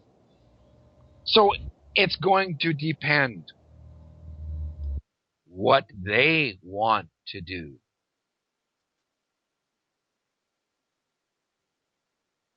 Okay. Cricket chirp. Anybody out there? Mic test. Can anybody hear me? Okay, that's what I was double checking there. I'm here. Okay. I'm wondering if there isn't a reason for physical activity, like solar flare. Sometimes, Dita, yes. Others will disagree with me. I am a firm believer that lunar activity does play a part. Solar flares, areas that have a high concentration of quartz crystal, limestone, water.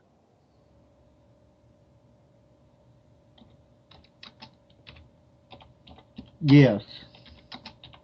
Now, has anyone caught a recording of a spirit talking with a medium? Can it be done? Okay, you're talking about a medium, not a psychic medium. If your question is psychic medium, then I have an even better answer for you. A medium, if you have a recorder going on while the spirit is coming in and talking through them, 2 and 2 are 4. Yes, you may. A psychic medium. Well, Toby doesn't like to use a recorder. But what I have done is that I have caught EVPs, electronic voice phenomena, answering with Toby when I'm with him.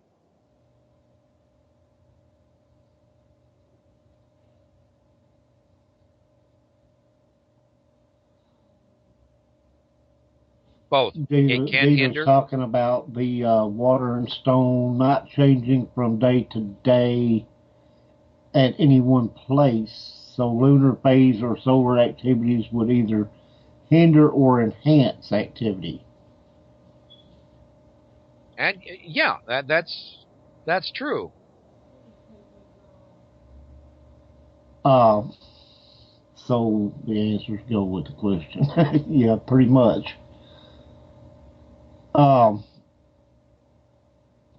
That's just like sometimes you may not hear anything when you're doing EVP, but you get, voices that answer your questions, or they may say something that you didn't want to hear, like "get out." And then there's the occasional times when you will hear something that just comes out of the air, just loud and clear, that you hear without a recorder, which is disembodied voices and everything. And you think that won't freak you out when you hear out loud. We had one do that told us it wasn't going to stay, or it wasn't staying, but it did it like right in your ear. And it was loud enough to bust your eardrum. Now that's the ones that, and I love stuff like that, because how can you deny that you heard that?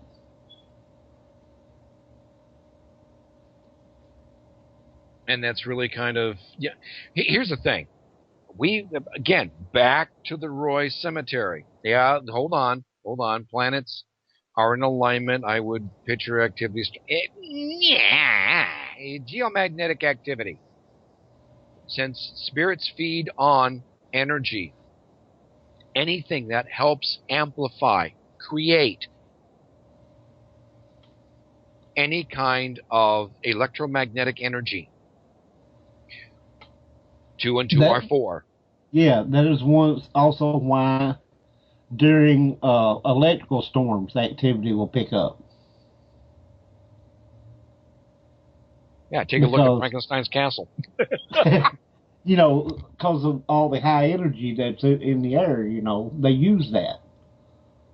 So, yeah, they're going to pick up. You got an electrical storm going on, and if even more so if you are in a place that is built upon the granite and all that stuff, and you got a high charged electrical storm going on, you got a battery sitting right underneath you that's just storing that crap. So yeah, I mean, it's going to add to it all. Now, here's the other interesting thing. When we do an investigation, my co-founder, Ed Tiemann, when we go out, he carries a wet cell 12-volt battery. What does that do? It saves our equipment for the most part.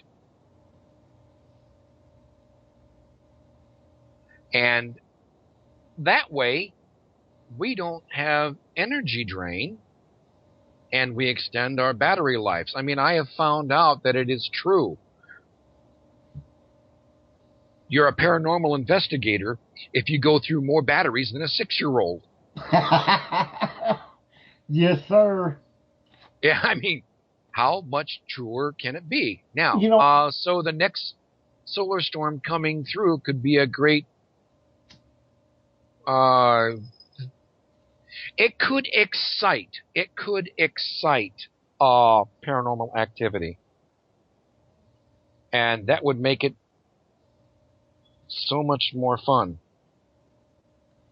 And sometimes they don't drain your batteries, they just turn your stuff off, just to aggravate you. Like, mine get drained. I've had them turn my camera off. They didn't drain the battery, they just turned it off. And look, baby cute. I swear I do not make these names. I don't make these names. Baby cute. Oh, now, I've had them drain the batteries, but I've had them just turn stuff off just to aggravate. They have a sense of humor, as Hank, he'll tell you.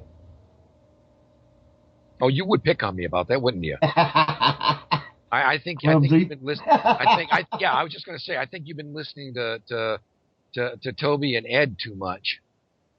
Catch them on Facebook and things like that. Yeah, that's true. But they will. I've set up cameras and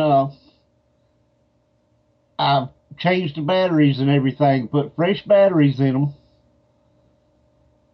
and leave the room or wherever it's set up at for maybe 10 minutes so I know that the battery's not dead, right?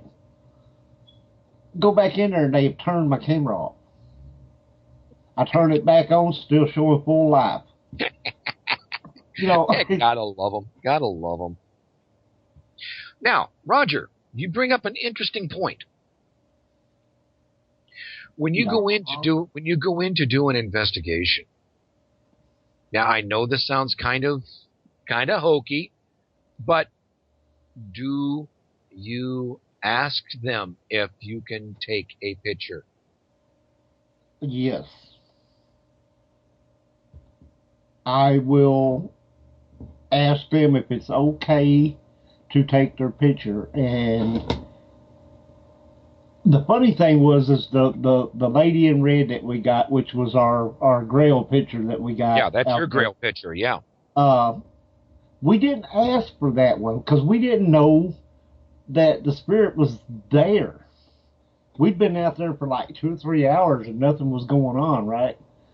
And we were just taking random pictures. But you didn't see it when you were looking out there. You didn't see it until the picture was took.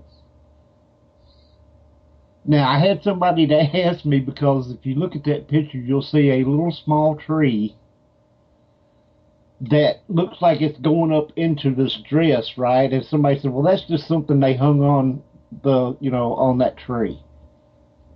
No, because it wasn't there until we took the picture. So if it was somebody that hung it on a tree, it had been there ahead of time, we would have seen it. But yeah, you know what?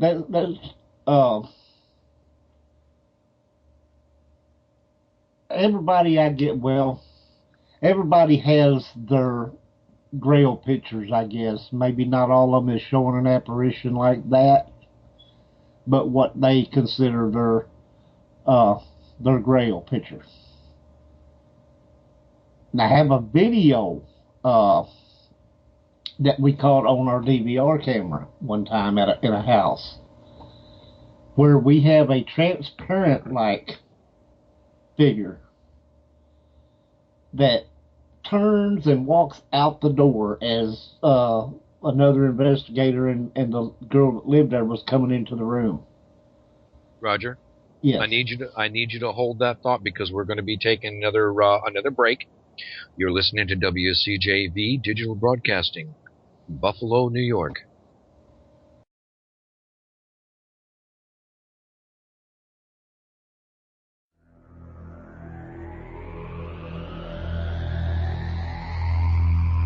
You are listening to WCJV Digital Broadcasting, Youngstown, New York.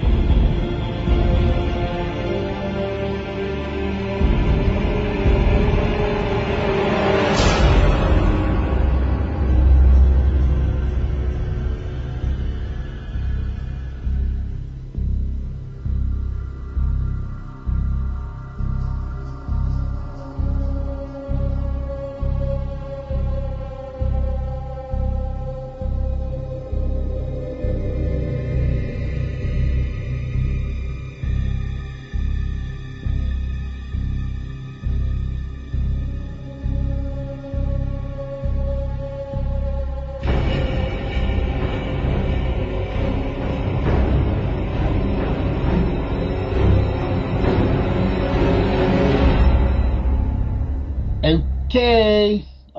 We are back. Minus Hank, he had to run for a second. He'll be right back.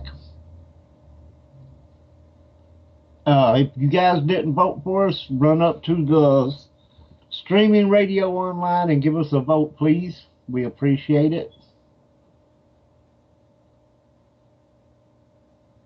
Vote for the Opperman Report 1.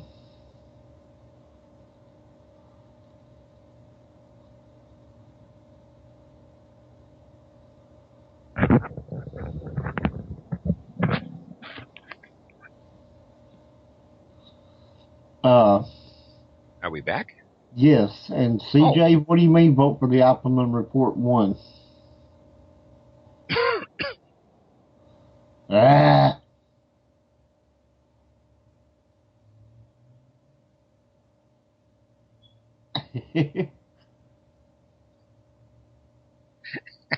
Well.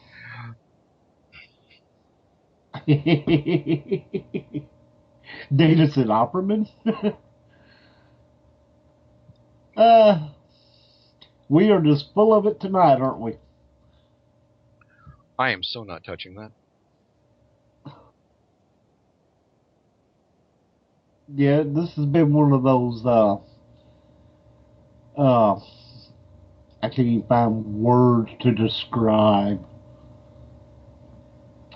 I went into, road rage at Walmart. Is Mercury going retrograde? Possibly. It might be like that, Stephen King movie, Maximum Overdrive. Maybe there's this comet with the green mist and everybody going nuts. More like Minimum Overdrive. Yeah. That was me at the store. Minimum Overdrive. Yeah, the only thing I could think of was put in psychics and mediums. Yeah, great topic. I just put in half past dead paranormal, so I guess if it goes, it goes. If it don't, it don't. But anyway, and that's the bad thing about when we are on.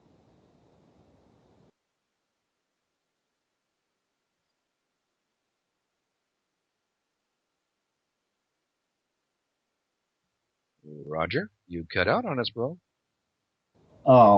They should let us on there at 7 o'clock Eastern time instead of 9.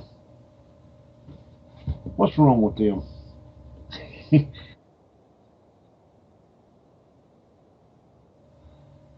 Okay.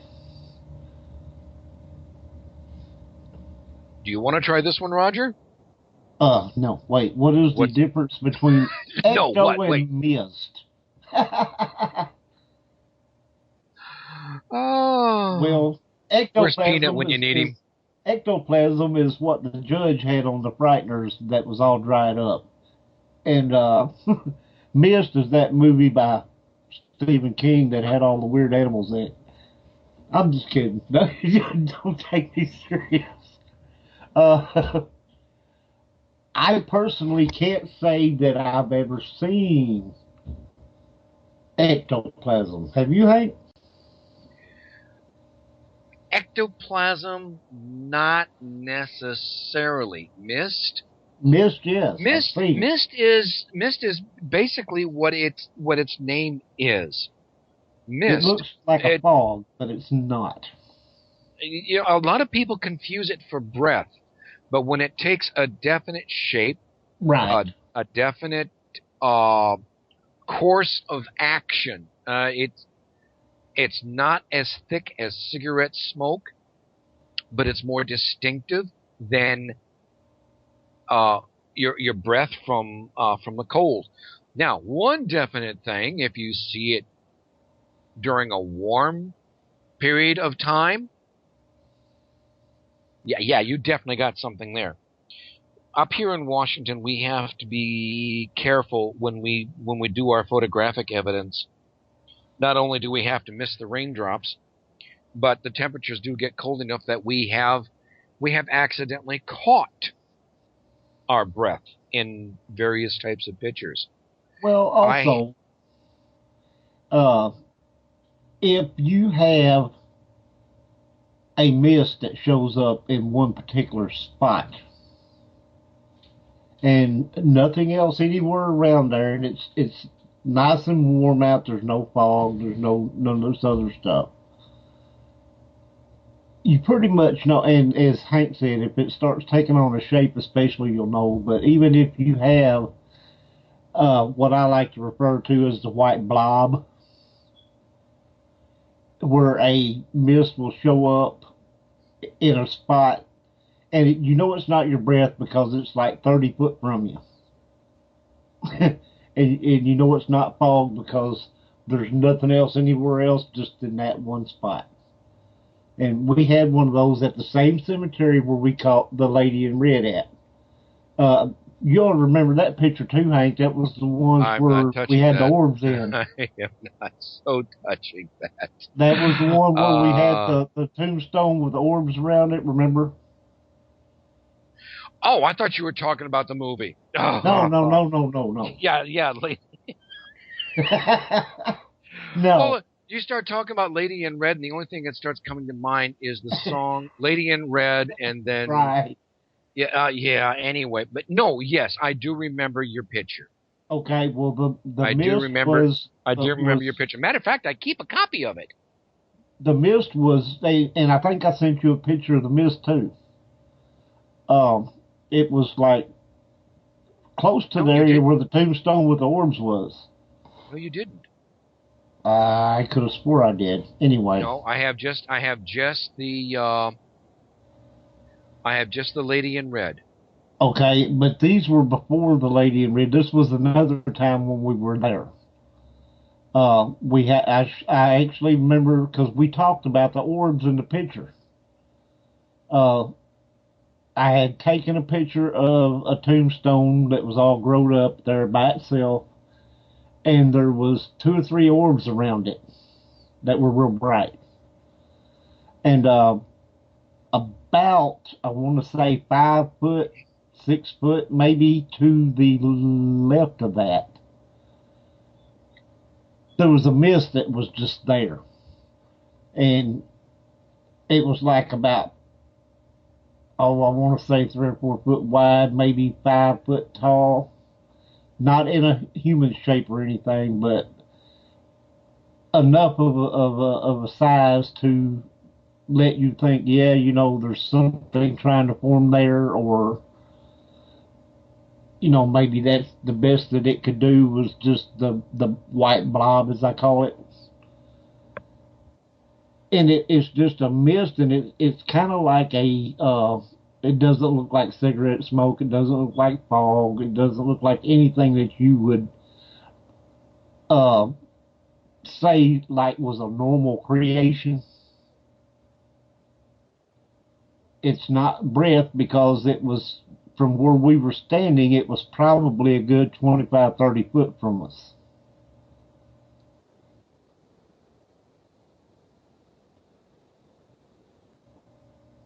If you took a picture, it's going to be in your face in the picture.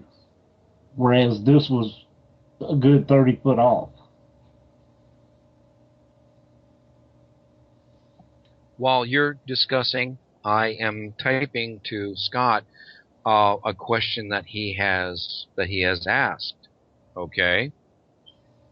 His question was, how do some call a ship haunted if no one has passed on it? Okay, obviously he's meaning passed away. No one has died on it. And one thing that comes to mind is the idea people loved working on that particular ship. Okay. Right. Imagine, if you will, the USS Lollipop going down the way, and there's Shirley Temple doing her tap dance on it. Okay. It's where they had their best memories. It's where they had their their greatest time in life, whether it was great or, whether it was a good or bad, it was their greatest time. It's where they seemed to have fulfilled and literally enjoyed themselves. It would create a residual haunt. Now, residual haunt is something that is caught in time. You like cannot a tape recorder playing right, like over a tape and over. recorder. You can't interact with it. You could go over there and talk to it, beat on it, talk to them, beat on them. You're not going to interfere with their activity. Okay? An intelligent haunting, they'll interact with you. So, the residual haunting, let's say, well, Toby was in the Navy, okay? And he was a corpsman. So let's say there was a ship that he felt the best at, okay? He felt like he did the greatest good there. There's a good possibility that he would finish out eternity on that ship. Whereas I could possibly become a member of any building at Fort Jackson, because that's where I took my basic training at. That's where I felt I did my best. I was at my best.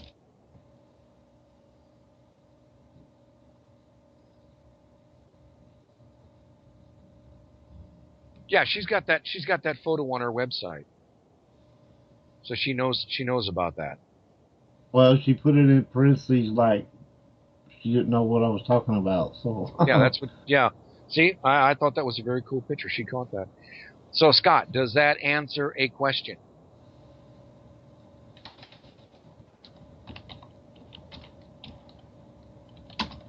Or rather, does that make sense?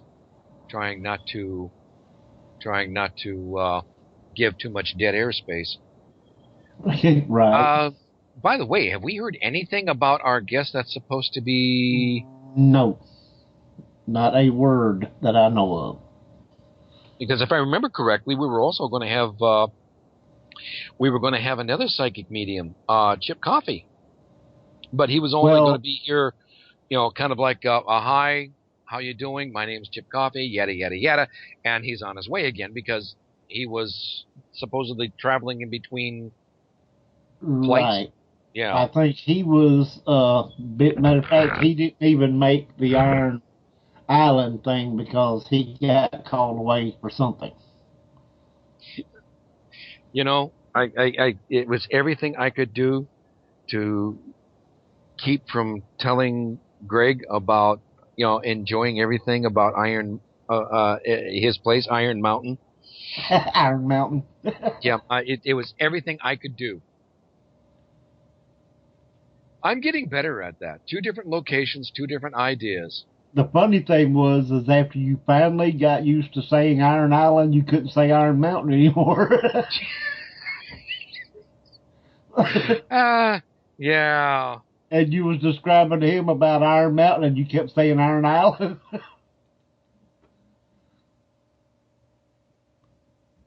Yeah. We love you. What can I say? I've lived so many places and spent so much time in different areas. Not to make fun of you, okay? Because it's just one of those things that I do. No, seriously. I pick up accents. So, what kind of accent have I got? You're not quite as deep South Southern as someone from Georgia, but you're not a Yamdanky. Okay? No, I guess. Whoa. What the? Dita, sort of like Subjua. What? Is she trying to say Sacagawea? What? I thought I would have thought a Missouri accent. W-G-V-D. What is that? I have no clue. I have if people absolutely no disappeared clue. from the face of the earth, would there some type activity at that spot? It depends, I would think, on if they were murdered on that spot, or and to get really deep here, because I don't know if there is such a thing as a time warp, and a person could go into a certain spot and disappear. Would there be activity in that spot if they were trying to get back where they disappeared from? Possibly, yes. And there's so many weird oddities out there, you just have no clue. That's why I have an open mind about everything, like Bigfoot and all that stuff, because there is so many weird oddities that we can't explain. Well, we also need to look at something else. What is the cause of their disappearing from the face of the earth? True. I mean, if you step off a cliff, you're going to have, there's a good chance, depending on what happened, there's a good chance you're going to end up with a residual of that. Thank you. That's what I was fixing to say. And if falling off that cliff over and over and over again. Yeah, only because you weren't intelligent enough to stay away from it to begin with. Or was the only avenue, depending on your attack that was going on to you. And then again, who knows what happens when you get picked up by a UFO? Right. Who is that? I don't want to use the word Benny Hill. Too many negative connotations with that. Mostly humans. Betty and Barney Hill? Yeah, thank you. They were returned. Exactly. That's my point earlier. In a lot of cases, fire in the sky. Remember the dude that was... I remember that movie, and it was based on a true experience. Right. Travis Walton, yes. And he was returned. I knew what you meant. Okay. But in the cases like the Bermuda Triangle, where the people went missing and was never seen again, nobody's ever turned up, floating in the ocean, no nothing. And I'm sorry. While there are sharks in the Mediterranean, or not Mediterranean, jeez, get your geographic locations correct. In the Caribbean, there we go. Even though there are sharks in the Caribbean, human flesh is not their favorite. Human flesh is not. We're too sulfurous. We have too much sulfur in our bodies. So we're not necessarily a shark's favorite food. So what happens to us? True. I mean, it's not that deep. I mean, it's not like the Mariana Trench. It's not like it's not like the middle of the Atlantic Ocean. It's still part of the North American. Excuse me. It's still part of the North American shelf. The North American continental shelf. So it's worst case scenario, 600 feet, no, 500 feet deep. Easily enough. I mean, my God, they were able to go down and see the Bimini Wall off of Bermuda. A little scuba diving equipment, a little they were nitrogen. Able to go down and explore the Bimini Wall, yes. Okay. Also, the underwater, I think they were trying to call it a pyramid off of Japan over there or somewhere. They have evidence of that. Yes. But yes, I understand what you're saying. I mean, take a look. I mean, because of the water levels. They found, what is that lost city off of India? Oh, yes, I know what you're talking about. Dewarda, how do you pronounce that? Dewarda. Oh, Dewarda? I keep wanting to call it Dewarda or something like that. That's something close to that, yes. And that was the city that supposedly was run by a person from another world. And they fought with the other aliens over the city. But anyway, the city supposedly sunk into the ocean and all that stuff. And they think they found it. Dewarka, I want to call it something like Dewarka or something like that. I'm sure it can be looked up easy enough. If a team has a medium / psychic medium on their team, do they have standards to follow and meet? The city is Dwarka. Yeah, Dwarka. And Lord Krishna. Yes. Okay, now, Scott's asking if a team has a medium / psychic medium on their team, do they have standards to follow and meet?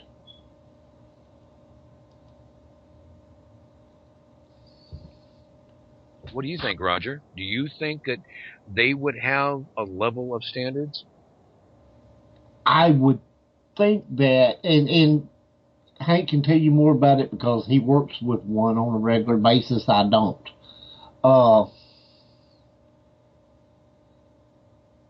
In the effort of working as a team member, yes, I think they would have certain standards that where they did not like override the rest of the team because they could see, hear, and sense things that the rest of them could not. They would know how to present themselves and what they're doing and what they're getting in a way to where it does not overpower the rest of the team. Does that make sense, Hank? Well, that's... wow. Let's put it this way. My view, whatever set of ethical standards that is set by the team is one level. What such as myself being an empath, and I also am a tarot reader and rune reader. You do not put forth something that is not there. You have a self-imposed higher level of ethics. You do not. Let me take it back to this one movie. Jason and the Argonauts. They stopped off. Yeah, they stopped off at the island, and there was this psychic who actually admitted that he read wrong intentionally, and he lost his physical sight because he offended the Greek gods. I have my own issues with that particular idea, but okay. It still comes down to the fact you hold yourself to a higher standard because you're reading others. That would be like talking with you, Roger, and lying to you constantly. That's not that's not a level of ethics. Right. And B, I was never a ranger. Okay.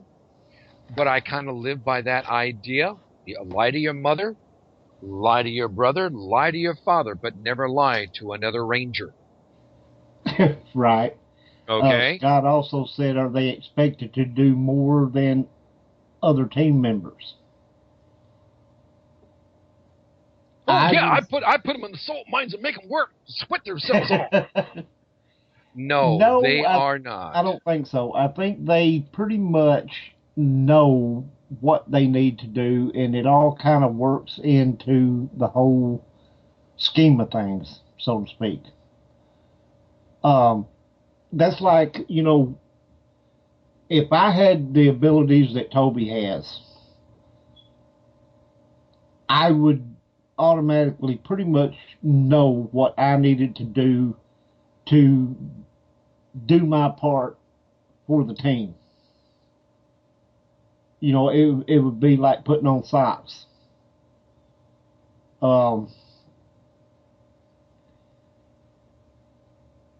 If you do what you can to help the team, and everybody has to work together as a unit. You're not expected to do any more or any less. You do your part, and with the psychic medium, that's your part. That's what you do. I think I'm pretty much right on that. Yes, no. Excuse me. I was having a little physical issue, and yeah. Anyway, I look at it as God. I hate to use. David's right. That's a very good answer. I hate to say it as a tool. Okay, my abilities should not interfere with the team. In fact, they should be an asset to the team. Not expecting anything more. A psychic medium is an asset for a team, but they are not any different from any other team member. The only difference is, well, let me give you an example, okay? My first experience in crossing someone over, I was working with a Wiccan. She was an RN, and I stumbled on how to be able to cross someone over. And she basically told me, after it was all said and done, because I was worn out. And I told her, it's like, well, that's just something else I can add to my resume. And she basically says, it's just another aspect of your job. You're no different than anybody else. Now he's got another question here for me. Hank, you work with one. How much do you rely on him? How much do you rely on a friend? You don't expect them to do more than what they're able to do. When you're dealing with a team, it doesn't matter what their abilities are. They're family. Right. Okay? They're more than friends. They're family. So you don't expect them to do anything more. I'm the founder. I don't expect anybody to do more than I do. And sometimes it's fun watching them keeping up with me. But at the same time,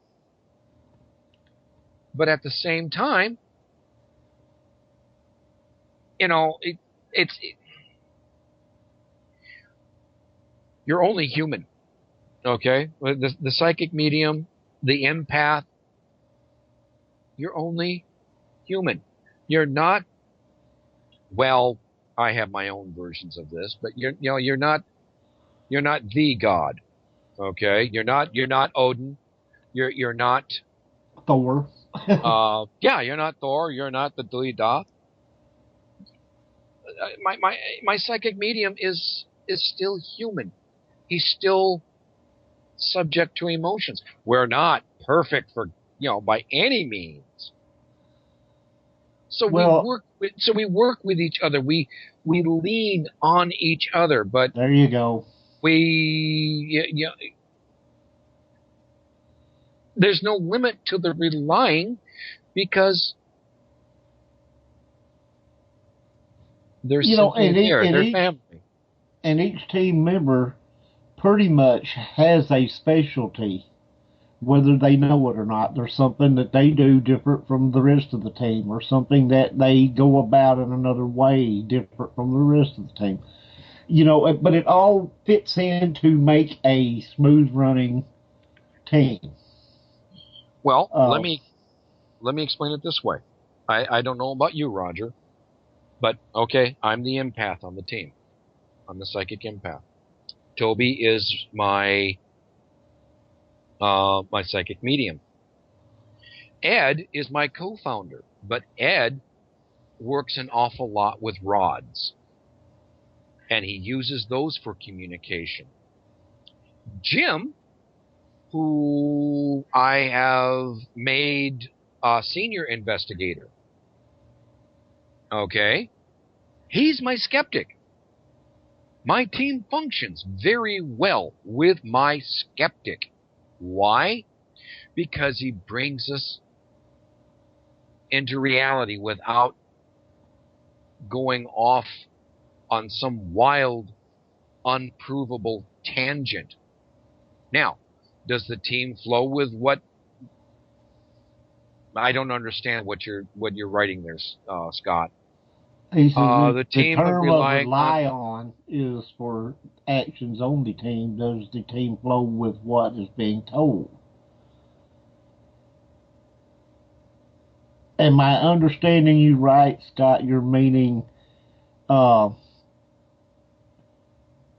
if a psychic medium tells you a certain thing or tells the rest of the team a certain thing, do they just flow with that, or do they have a different term of what they think is really going on? Is that what you're saying? Well, one part of your question he's answering yes.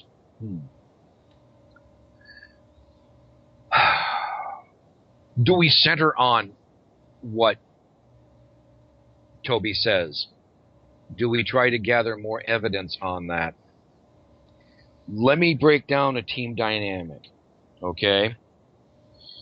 When we go out on an investigation, depending on how many of us there are, instead of being a gaggle of geese, and those of us in the military understand what a cluster is. Yeah, with the F word attached. Yeah, you got the idea. We break down into teams. I may take one. Again, depending on how many there are of us at an investigation. I may take one. Ed may take one. Toby may take one. And then we'll all come together and compare notes, or we'll go over an area to see what's going on.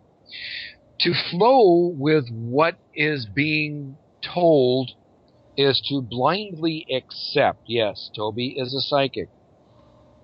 But at the same time, we're there gathering evidence. Just because I say I'm picking up on something, I'm feeling this vibration, I'm doing this or that, double check me.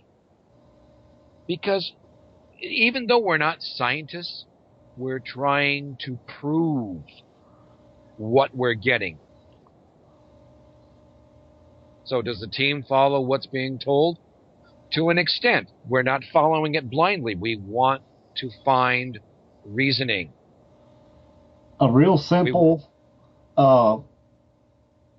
example of that is, if I get an EVP, and this has happened so many times, if I get an EVP and I listen to it and I listen to it and I listen to it, because I'll listen to one about 50 times, and I'm just absolutely positive in my head that it's saying a certain thing, I can hand that recorder to Dusty or somebody else on the team, and they can listen to it and get a whole different thing from what I'm getting. Now, are they wrong? No. Am I wrong? No. But that's the point of, we're not following what one person says. We all have an input on, what the outcome is.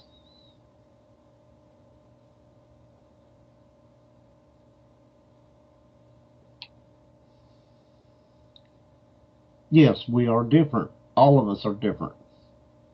That's what I was saying a while ago about, usually each member of your team has their own niche.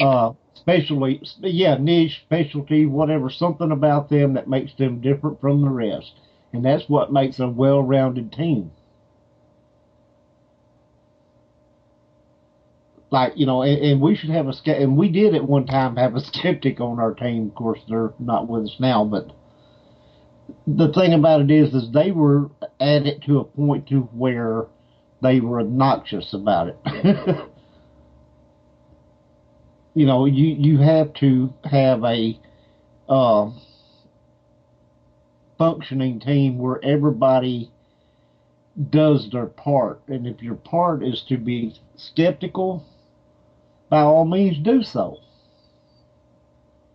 But don't do it to where you try to make the rest of your team look like an idiot.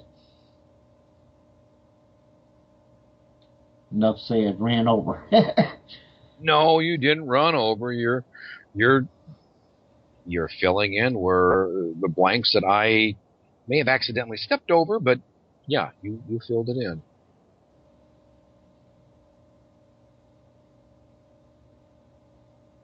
Okay. Man, did we go way off the Bermuda Triangle here or what? We drink a Willie the Fink. Oh, I'm sorry. Hey, Irish Rovers took over. But it's been a lot of fun.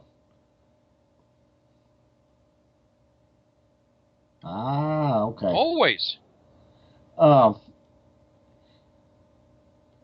We had a couple back in the day. And I'm talking back in the day of ways. Before Half Past Dead, I worked some with a team that was located at the college here. And, oh my God, that was a nightmare. Anyway, getting away from that. After that, my son-in-law, who was my daughter's boyfriend at the time, us three decided we were going to do our own thing. And we did, and we went and investigated a place in the town next to us here, which the building is very old and has a lot of history. Well, while we were there, this lady, she was really nice, and she's the one that called us. We investigated her apartment because there was things going bump in the night that she didn't understand. Anyway, she tells us that, well, I know this girl and she used to, she's not related to me, but she's like my daughter, and she used to come and, check on me and this and that. And of course, they lived in another town. Well, her boyfriend was the skeptic that I refer to. And she was, anyway, they decided they wanted to join up with us, and we went in and investigated a house in her town that she said was her house that had burnt partially. And we did get some stuff there, but we also caught her trying to fake stuff upstairs in the attic area, or just in the upstairs area. And we called her out on it, of course, as well. We'll just start our own team, and we're going to take all your investigations away from you, and blah, blah, blah. And, of course, her skeptical boyfriend, we caught a gunshot EVP. And, I mean, you could tell it was a gunshot. There's no other explanation for it. Oh, that's not what it is. That's not, somebody banged on something outside there, and it sounded like that. And I said, okay, if that's your thing. But he would do this in such a manner that where he tried to make you look like an idiot for thinking that you had something that he knows could not have possibly been supernatural or paranormal or whatever, because there is no such thing. That was that was the one that I was talking about. That was the skeptic. That was the a-hole, basically. So when they decided to leave because we caught them faking stuff, or her anyway, it's like happy, happy, joy, joy. So why not take one out to that area and see if they could pick up on anything? Which area are we talking about, Scott? Triangles or ley lines? Oh, you talking about taking a medium out there and see what they pick up on? I'm sure that they probably have, and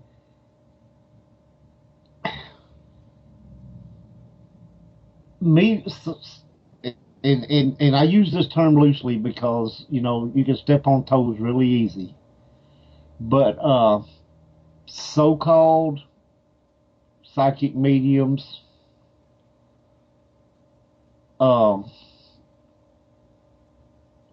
they're going to tell you all this misinformation because they're not really seeing or picking up on nothing. It's all what they make up in their head. I believe that out of all these psychic mediums that claim to be out there, there's only a handful of really, truly, honestly gifted psychic mediums. And I'll give you an example, and this is something that I read somewhere about Sylvia Brown, and I don't know if anybody remembers Sylvia Brown. She was on TV and the whole 9 yards. Told these people that their son was dead, not only once but twice. He turned up 7 years later.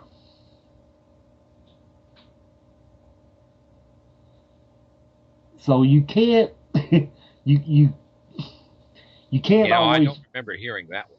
Oh yeah, I read about this. Really? And she not only told them this once, but she told them the same thing twice. Now, not speaking disrespectful of the dead because she's passed now, but he did turn up a few years later, and you can imagine the effect that had on his parents. Because they've been dealing with for years now, trying to get over the loss of their son who is passed. So that's how, psychic mediums that claim to be what they claim to be can really mess up somebody's head by telling them certain things. And like I said, there's a handful that are genuine. Right. Exactly, Hank. There you go. Money talks and bullcrap walks. So yeah, you got to take what a lot of them say with a grain of salt. Are they for real? Stop. No. The question that I'm answering, it would be worth a try to go out to a ley line, go out to one of the triangles, yes, and see what you got. And I'm saying, if money were no object, and I'm saying money, money, money. No, not the psychic. Yes, there are some that are in it for the money, but in this particular case, with what Scott's asking, would it be worth a try? Yes. Yes, but I don't have the money to do that or to take my team. Right. Would I love to? Would I want to? Would that be a dream? Oh, yes. And then some.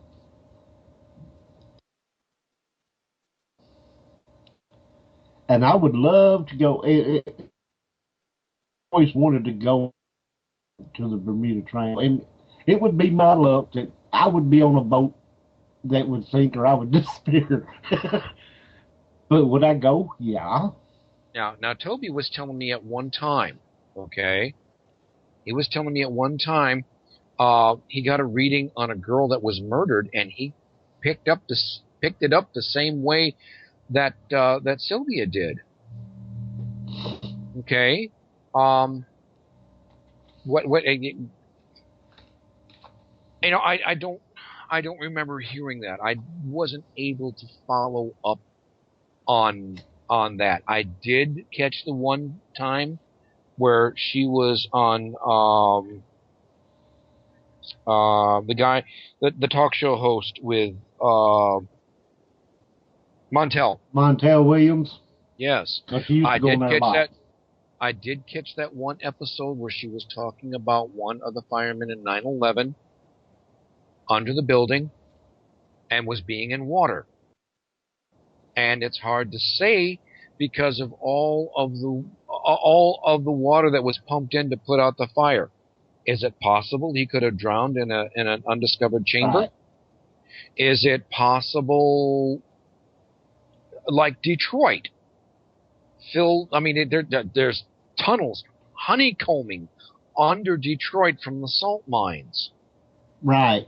And water, the Detroit River is not far. It would not take much. Who's to say? I mean, it's like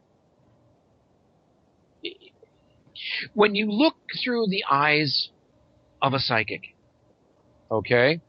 And I can say that because of what I do. When you look through the eyes of a psychic, you're getting the information and you're interpreting it as best as you can. It's not like Uncle Bob has come across and says, I have the winning lotto numbers for you. Okay? They don't care about that. They're beyond caring that. Are they trying to get a message about how things are going to improve for you? That's quite possible. Are you going to read those numbers right? Get 50-50 chance. So,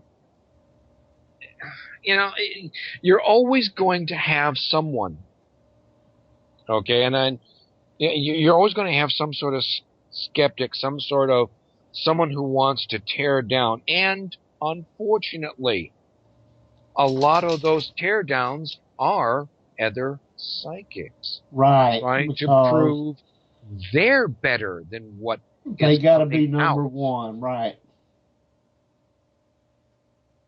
Okay. Well, and it's kind of like paranormal investigating. I'll use an example of that. You've got all these paranormal groups out there who will not participate in what we call paranormal unity because they have to prove themselves because sci-fi may be watching them and they may be the next big thing on TV. And that's when you lose a team. Thank you. We don't need to do that. By the way, did you read your chat? Which chat am I reading? Oh. The one where we get yes. That one. Oh, yeah. Okay. Well, folks, as much as we've been waiting, we'd love to have chatted with Christopher Booth. I know I was looking forward to it myself. And that's the ads that Roger and I both made. We don't know what happened and why he did not show up. So you never know. Hopefully next week, maybe, because he's supposed to be in the area, I think, for about 3 weeks or so. But I'm not going to promise anything this time because... Well, we're not going to promise anything any time. The idea was, one of the reasons that was going to make it reasonable for us to have a chat with him, he's wanting to talk about a new project that he's got going on. Roger and I put our heads together, and we strongly believe that since he's in Buffalo working on a project, It is possible. We have no confirmation. There is the possibility of him doing something with the Buffalo State Hospital. Yes, exactly. The Now, Richardson building. We would love for him to confirm that. I would love for him to confirm that with all my movies that I've got with him and Philip, his brother. Now, he is yes, I can see the end is near.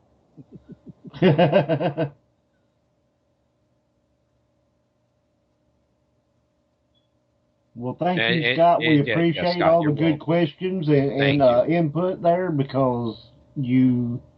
And thanks for making me work mentally. Yeah, you've made us have to scratch our head a little bit. I love Dita. Tune in each week, Scott. Yes. See you next week for a brand new show. Yeah, thank you, Dita. Yes, it was interesting, and but you guys helped make it interesting. You know, if not for y'all's questions and input, it wouldn't be near what it is now. So we appreciate it, everybody.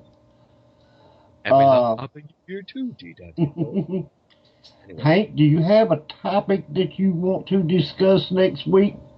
Let me do some research.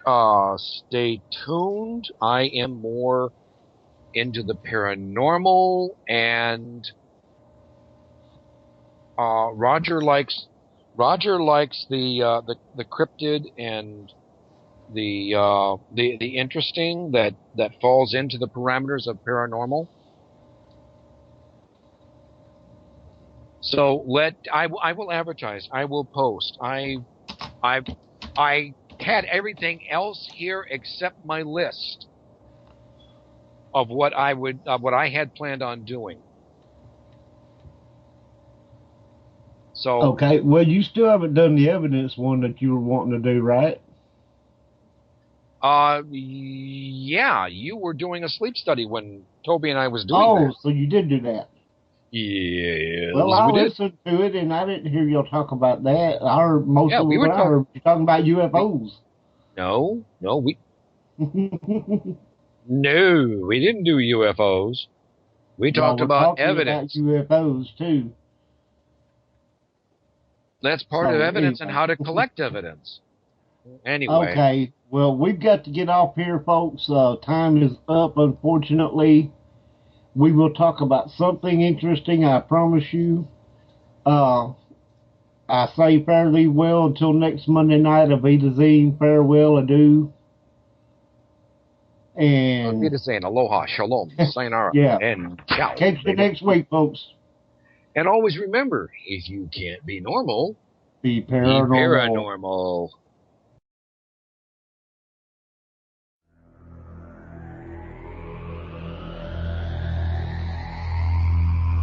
You are listening to WCJV Digital Broadcasting, Youngstown, New York.